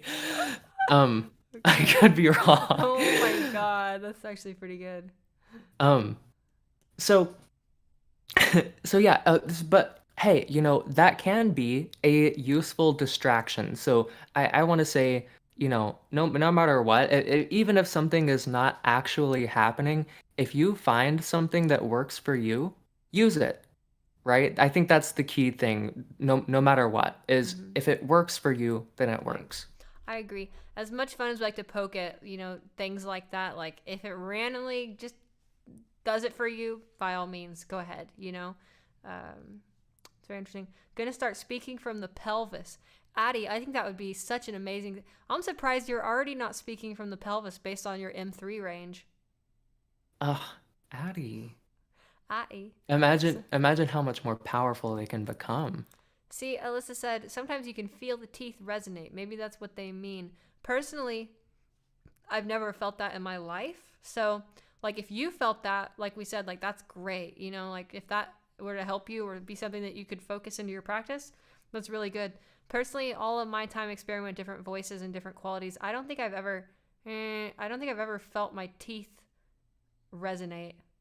Really, I mean, If I t mm, if I take out my Invisalign trays, I might, and I touch my teeth together. yeah, I could see that if you touch them together. Yeah, like I can kind of, depending on how I put them together. We've turned into Maybe. we've turned into a swarm of bees stream here. B voice lessons. You can speak from your fingers, Brock. Do you speak ASL? That'd be cool. Ah, oh, ah, ah. Okay, Nick, mimic me. Ba ba ba ba Ba ba ba ba ba ba ba ba ba. North, east, south. Ba, ba, ba, ba. My working memory is bad, see? Ba, ba, ba, ba, ba, ba, ba, ba. North, east, south. Good. No, I was doing the working memory chimp test. Have you heard of that? Oh, we did it the other night We together. did it, Okay. Who yeah. who can who can beat this? Hold on. Human benchmark chimp. This is crazy stuff. I don't know. This is a weird test. If anybody wants to try this, it's a working memory test. I feel like I'm not very good at this. I'm really good at the typing one, though. I can type like 170 words a minute if I'm locked in, you know? There's that magic again. I think they just want to hear us do vowel scaling exercises, Nick. Vowel scaling is magic. Yeah. Oh, thank you. I'm glad you think so, Silvana. Let's try this. Let's try. Oh yeah, Ludwig's great. Let's try Sun, sun, Sun, sun, sun, sun, sun, sun, sun, sun, sun. sun, sun, sun. Sun. I'm close. Sun. Sun, Sun, sun. uh, uh, uh, Sun. Happy birthday. Oh wait, this is gonna turn really weird real fast. Can we hear some low-pitched vowel scaling? Certainly. Oh, I was gonna ask, can Yeah. we show situations in which something like weight might actually have a really drastic impact? Yeah, go ahead. You can lead. I'll follow. Yeah, okay. All right. So, say you are scaling your resonance smaller, right? You're moving that R1 higher. But you don't have, other things in a workable state. You can end up doing something like this, right? If we just stick with the word sun. Sun. Sun. Damn, All that right. sounds sick. Sounds like you inhaled helium. Right. And so you end up sounding Nick. really, really weird. And Nick, you didn't tell me you're transitioning to a mosquito. I didn't tell you that I'm actually transitioning into Ben Shapiro. So Ben Shapiro. all right. So let's just say that hypothetically you had a high R1 and a high weight. I'm sorry. I'm so sorry. It's good. You're transitioning to a mosquito. I accept you. All right. So let's move our pitch up just a little bit just to make this easier. Okay, All right. so here I am. And Yeah, so got it. we're gonna come up here. All right. Hello. Let's change weight. Hello. Right. That was a little bit fast. I heard Hello. The Ben Shapiro thing is so funny. People in chat are typing Nick Shapiro. Oh no. Why is it Ben Shapiro? Because that's how Ben Shapiro sounds. It kind of is. Joking. I mean, that's okay. That's specifically Ben Shapiro trying to own the libs. Just like, Oh my well, gosh. I'll have you know that. Full gremlin. I get a lot of funny comments from people like that on my YouTube channel who are always trying to own me or whatever. It's like, no. it's like just tip the fedora right back at him. So hypothetically, let's say goodness. you take some estradiol. So hypothetically, let's say you take some estradiol. Yeah, so let's go ahead and do low pitch vowel scaling. So I'll Yes. ba ba ba ba ba ba 1 2 3 4 A B C D E F G H I J K L M N O P. I want to turn to Fry so bad when I do that. Your turn. And isn't it so hard? Yeah. Ba. Buh. Oh, I went too low. Okay, so that's something that's interesting to bring It is up actually. So if you shift your resonance frequencies to a really complex relationship with the actual fundamental note that your vocal folds are vibrating at, it can throw things out of whack. So you probably heard, even though my voice was at a really, really low pitch, you probably could hear my voice crack. Why would a voice crack when the pitch is so low? There's no reason to, except there is. Resonance affects the way that the vocal folds vibrate, which is really, really, really interesting. So if you notice that, oh, I'm changing my resonance around and all of a sudden my voice is acting weird, maybe my pitch is unstable, maybe I'm getting voice breaks, you've probably finagled yourself into a really complex relationship between Finagled. Yeah, a resonance frequency, and the actual frequency the vocal folds are vibrating at.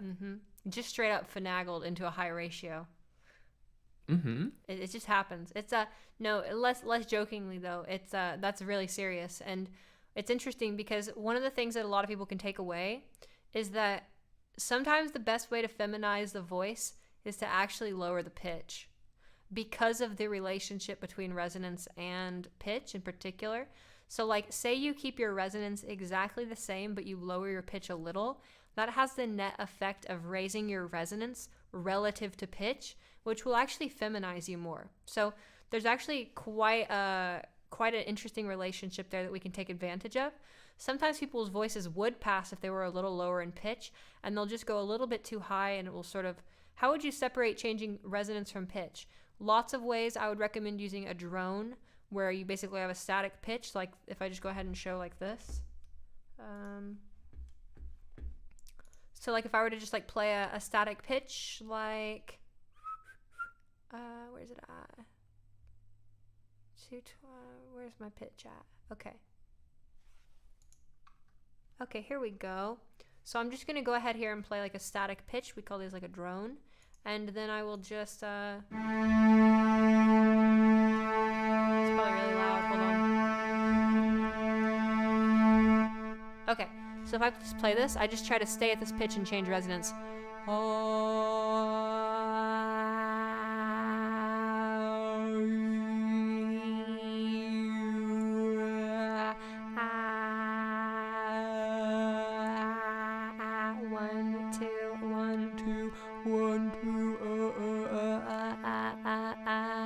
And so that's like how to separate your resonance from your pitch. To separate your pitch from your resonance, what I like to do is to try to keep the vocal tract frozen and then move the pitch around. So like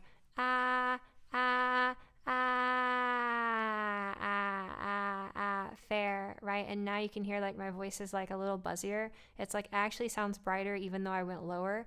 This is like a really nice quality in general. But basically, I just really tried to keep the resonance the exact same. And the way that I like to do that when I'm trying to separate resonance from pitch and pitch from resonance, other than using the drone to help independently build those skills, I like to really try to freeze my body in the structure it's in and just simply try to hear the pitch fall. And that's one of the ways that I like to start to separate those. Great question. Let's see. Using a drone. That's actually really funny, Alyssa. I used to do this as a kid not knowing what I was doing. Yeah, that's actually an interesting comment, Jessa. There's a lot of people who did vocal stems and vocal ticks when they were children. And those vocal stems and ticks actually make a really profound impact in the way that, see, look, I used to do something like that, resonance shifts when I was young all the time. Me too. I used to go like, or when I was a kid, and oddly enough, that ended up becoming my career. How strange. But if you had that like passive practice when you were a child, typically modifying resonance is going to be easier for you. So I think that's great, and it's a good observation to take note of. Very good. Oh, now we were doing vowel scaling at low pitches. Yes. For me, it ends up becoming very like very and I'll try to let me try to keep the weight down too. One, okay, part, heat from fire, fire from heat, never, ever, synthesizer, water, dreamer, chance, north, west, south, peace. Yeah, it's kind of hard. It's fun though. So that was really light, fairly low for me, really bright resonance. It's a tough coordination. It is. So go ahead. Oh, sorry. Oh, something I was gonna say is that it is really, really nifty for people to if you are at all interested in singing, or maybe you're a singer and you're not even like wanting to do a ton of gender expression work on your voice, learning to control size, actually all of these elements, but especially size, because it is or R1. If you ever hear me say size, that's what I'm referring to.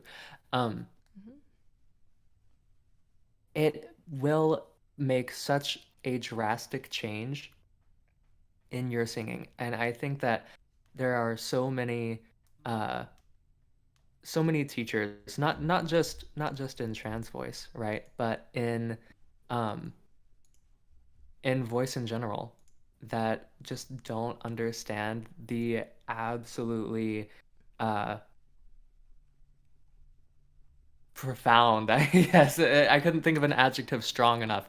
Change that changing size makes. It really is just something I really think that um, every person who wants to learn to use their voice either for altering their speech or singing or any other athletic usage should learn how to shift along that And and abstract pattern. and interestingly, it's like the one thing that like most singing teachers don't really understand, or most singing pedagogy understands. Honestly, it's the one thing from voice feminization that kind of unlocks a lot of other things. Whereas like a lot of other things unlock, like in singing, you're gonna intuitively learn to control weight. You're gonna intuitively learn to control pitch.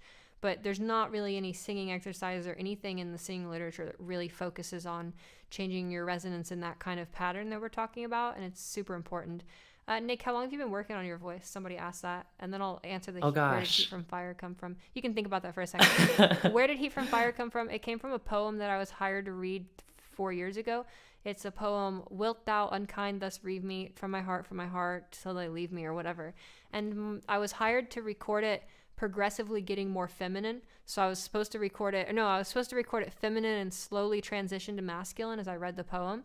And I did that and it worked. But every time I'd say Heat from Fire, I sounded like I was like too feminine. So I don't know. I just picked it up as a word. There's some other properties to it that are really cool.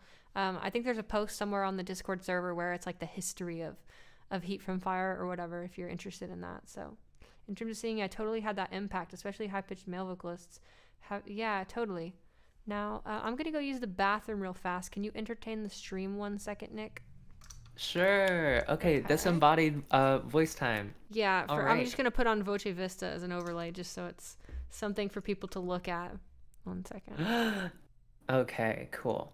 So, let's see. Be right back. How long have I been working on my voice? It's really hard to give a definite time frame. I have always loved singing. Um, when I was really, really little, I am from Alabama. I've lived here all my life, and when I was quite young, I decided that I did not want to have a uh, terribly severe Southern accent, and so uh, even from a young age, I tried to alter my speech, alter my voice. Um, so it's hard to say, but when I really, really started looking into voice and learning about it, um, that happened in kind of the middle of high school. So quite a few years ago for me. um, and I got really into the science of how voices work. I got really into voice pedagogy, um, the art of teaching voice.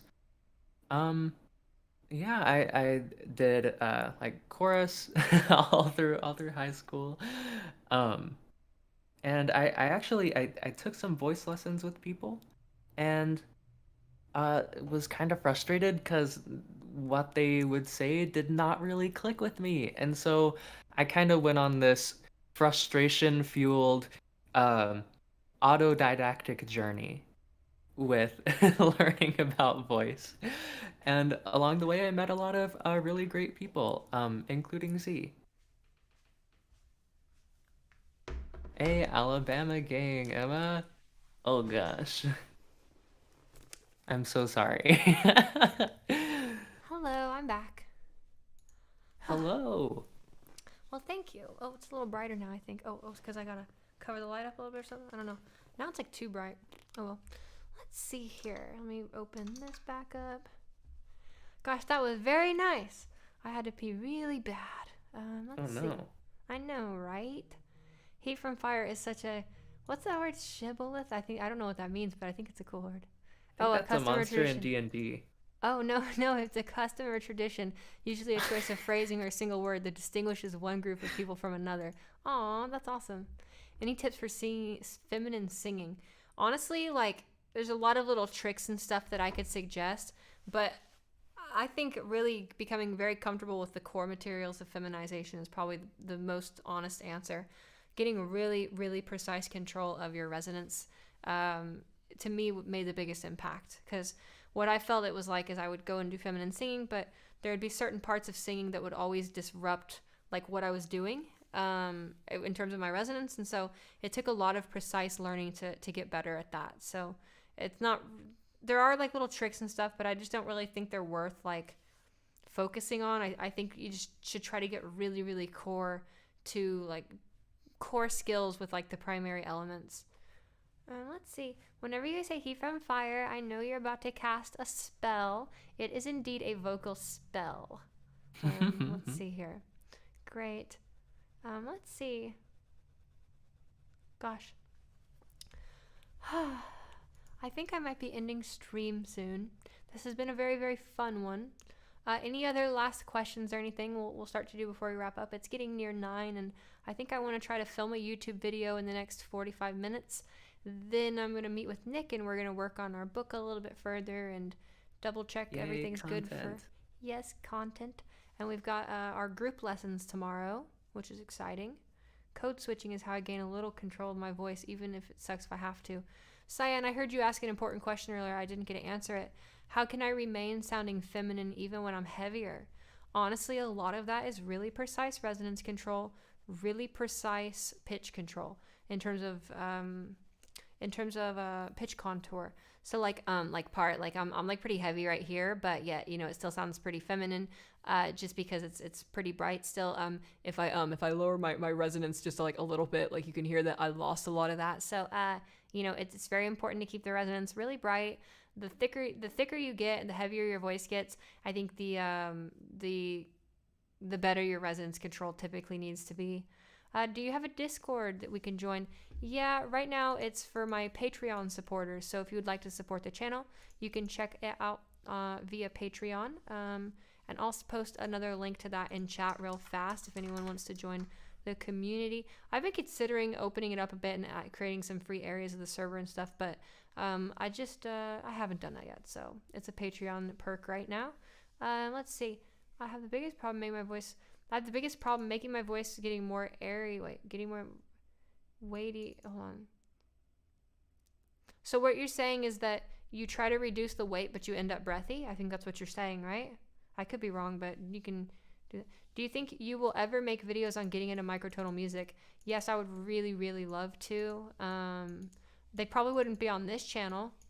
But it's kind of weird though, because sometimes it's like, well, why would I want to upload a video to my other channel? Because it's a lot smaller, and this channel is a lot bigger. But I guess over time, my other channel is getting bigger too. So it's maybe I'll put more on that in terms of educational resources towards microtonality stuff. I would love to do that though. I feel like one of the things I'm happiest with the whole like platform of stuff I'm doing is I feel a lot more people are getting into microtonal music, and I think that's like super exciting because I think it's an incredible way to express yourself deeper. Z, thank you so much for what you do. After one day of trying to follow your direction, I overheard my very transphobic brother commenting on my feminine voice. That is awesome, and I'm glad that you got that experience. Hopefully it's positive and it stays positive. Hey Zia, how one-to-one is the physical location of my larynx and my resonance? Not very one-to-one. So like you said, you're putting your hand on your throat as a way to measure your resonance. Not really what you would want to do. Instead, we want to try to listen for vowel scaling sounds where we can hear, I'll just go ahead and show a couple of them real fast. Window. Okay. I'll just go ahead and play a couple of vowel scalings. These are the main clues that tell you that your resonance is headed in the right direction or not. Oh, Cyan, you don't have my other channel? Here, I'll go ahead and send a link. Here's my music channel. I'll put music education stuff on there in the future, and right now I just put all my music composition stuff. When I was transitioning, I learned so much from Andrea James's method. She was one of the first people to say it's more about resonance than pitch, but you've taken it so much further with actual science. Yeah, for sure. I I have a lot of respect for Andrea James for that niche that she filled in the trans community about a decade or more ago. I think that her stuff was definitely the best out of what was around. And I think it's cool. I think she plugs me onto her website now, kind of like, handed over that torch or whatever, which I think is really, really cool. A lot of respect for her and what she was able to assist the trans community with, even if, there were some loose ends and holes in it and stuff. It was still better than not. Yeah, you can just email Trans Voice Lessons for that information, Halsey Dark. Let's see. And then could you talk a bit about the book you two are working on and what it'll be about? Yeah, it's a top to bottom voice alteration resource that introduces elements in sort of sequence that's really beneficial. It's going to cover basically everything. At first, we're probably going to launch a first version that has like 7 or 8 chapters that deal with the main material that we have to deal with, and then over time we're going to expand the book to more, expression and other stuff like that. But it's got a lot of audio files. I've already recorded over an hour worth of audio for the book, and there's going to be even more than that. Now, to get back to that question about resonance scaling, I'll go ahead and just share my screen. Because someone asking, should I feel my larynx to learn to raise my resonance? No, I mean, if not really. I mean, if it's working for you, let me move your little text there, Nick, 1 second. If it's really working for you, then sure. But what we're trying to hear for is this particular sound quality that we hear in this kind of motion. So that's like on the ba sound. If I do it with a different sound here. Oh, that's a lower pitch. Let me find a different sound. Here we go. Or like this kind of quality here.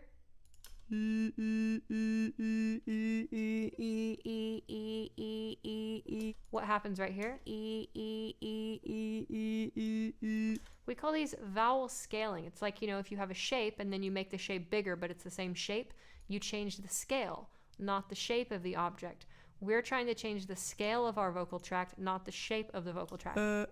Here's the vowel scaling. So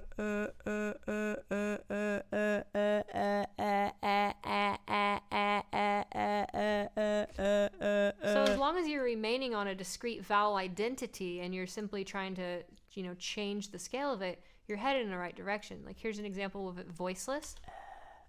The sound.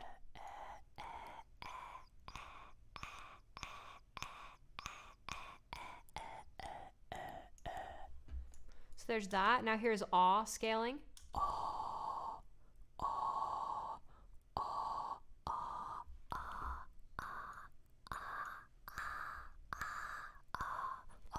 This is how you know if you're heading in the right direction or not, okay? So not by feeling the larynx, but by listening for these patterns.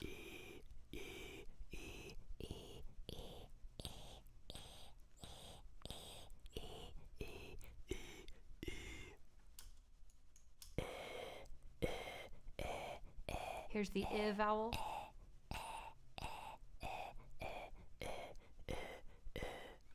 Here's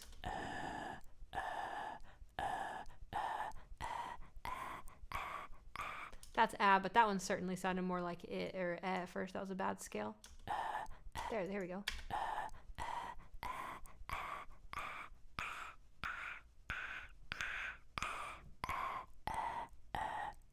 So that's what you're listening for. Somebody asked an amazing question. They said, does changing... Oh, I deleted my camera. Hold on 1 second. Let me put myself back on here.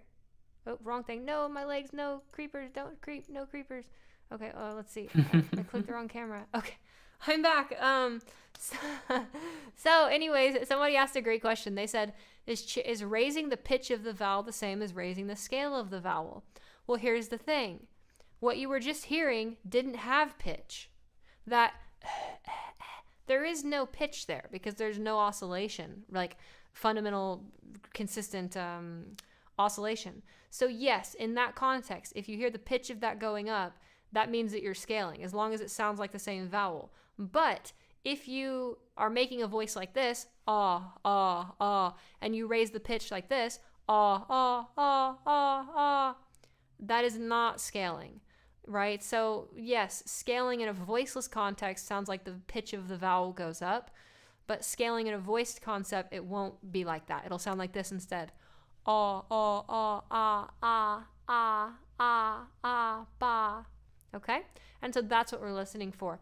Is that just a plain spectrogram? Yeah, any spectrogram will work. This is Voce Vista Pro. Yeah, Nick just typed it in chat. It's pretty expensive, so it's definitely not your like casual user kind of thing. There's better ones for that. And in fact, somebody in the community made a thing. Is it more difficult to achieve a feminine voice if you have a deep, low voice? What comes to your mind with that? I answered this twice in the stream, but I'll go ahead and just answer it again because I think that's a lovely question. It can make certain aspects harder, but it won't like prevent you from getting a passable sound, right? So like if you feel your voice is really low, don't get discouraged because you can definitely get a sound that's passable for what you're looking for. There might be certain challenges that end up being more or less than other people, but it won't really change the game that much. Like putting white noise through a resonator for synth nerds. Exactly. Then if we change the quote-unquote pitch that we're hearing the noise at, then it will be a scaling thing. But if we have pitch going on and we're making a vowel like ah, we can't rely on the pitch perception to guide us to scaling resonance. Good? All right, everybody. Nick, do you have anything you would like to add before we start to wrap up here?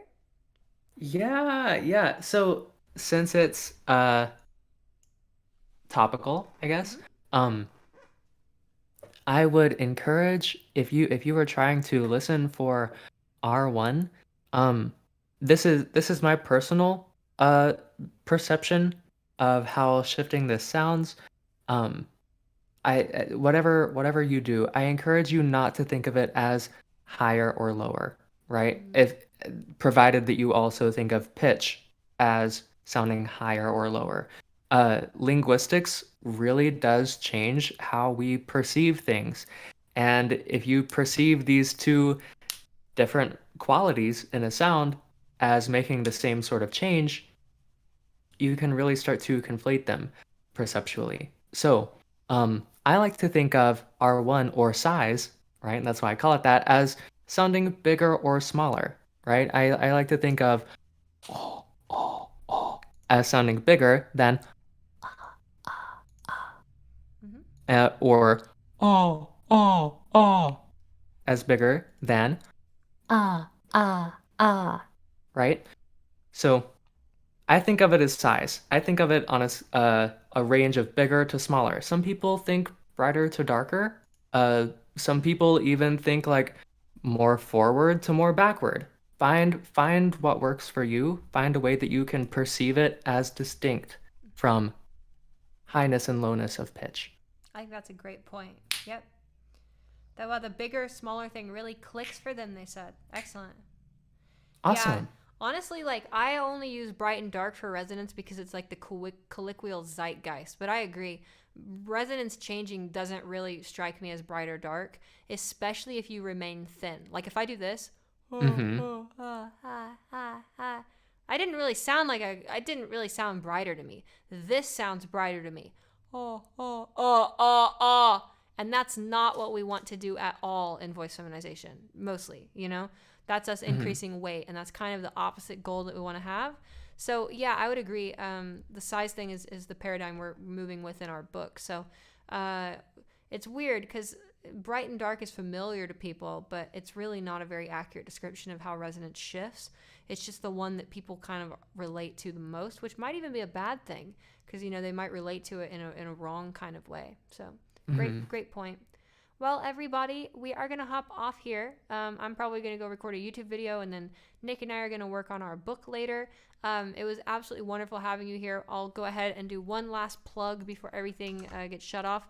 If you would like to support Trans Voice Lessons or what we do here on the YouTube channel, just go ahead and check it out on Patreon. If you would like to work with either of us in private lessons, just go ahead and send an email over to this. If you want to work with Nick in private lessons, just email support@transvoicelessons.com with the header lessons with Nick or something with Nick. That'll be great for you.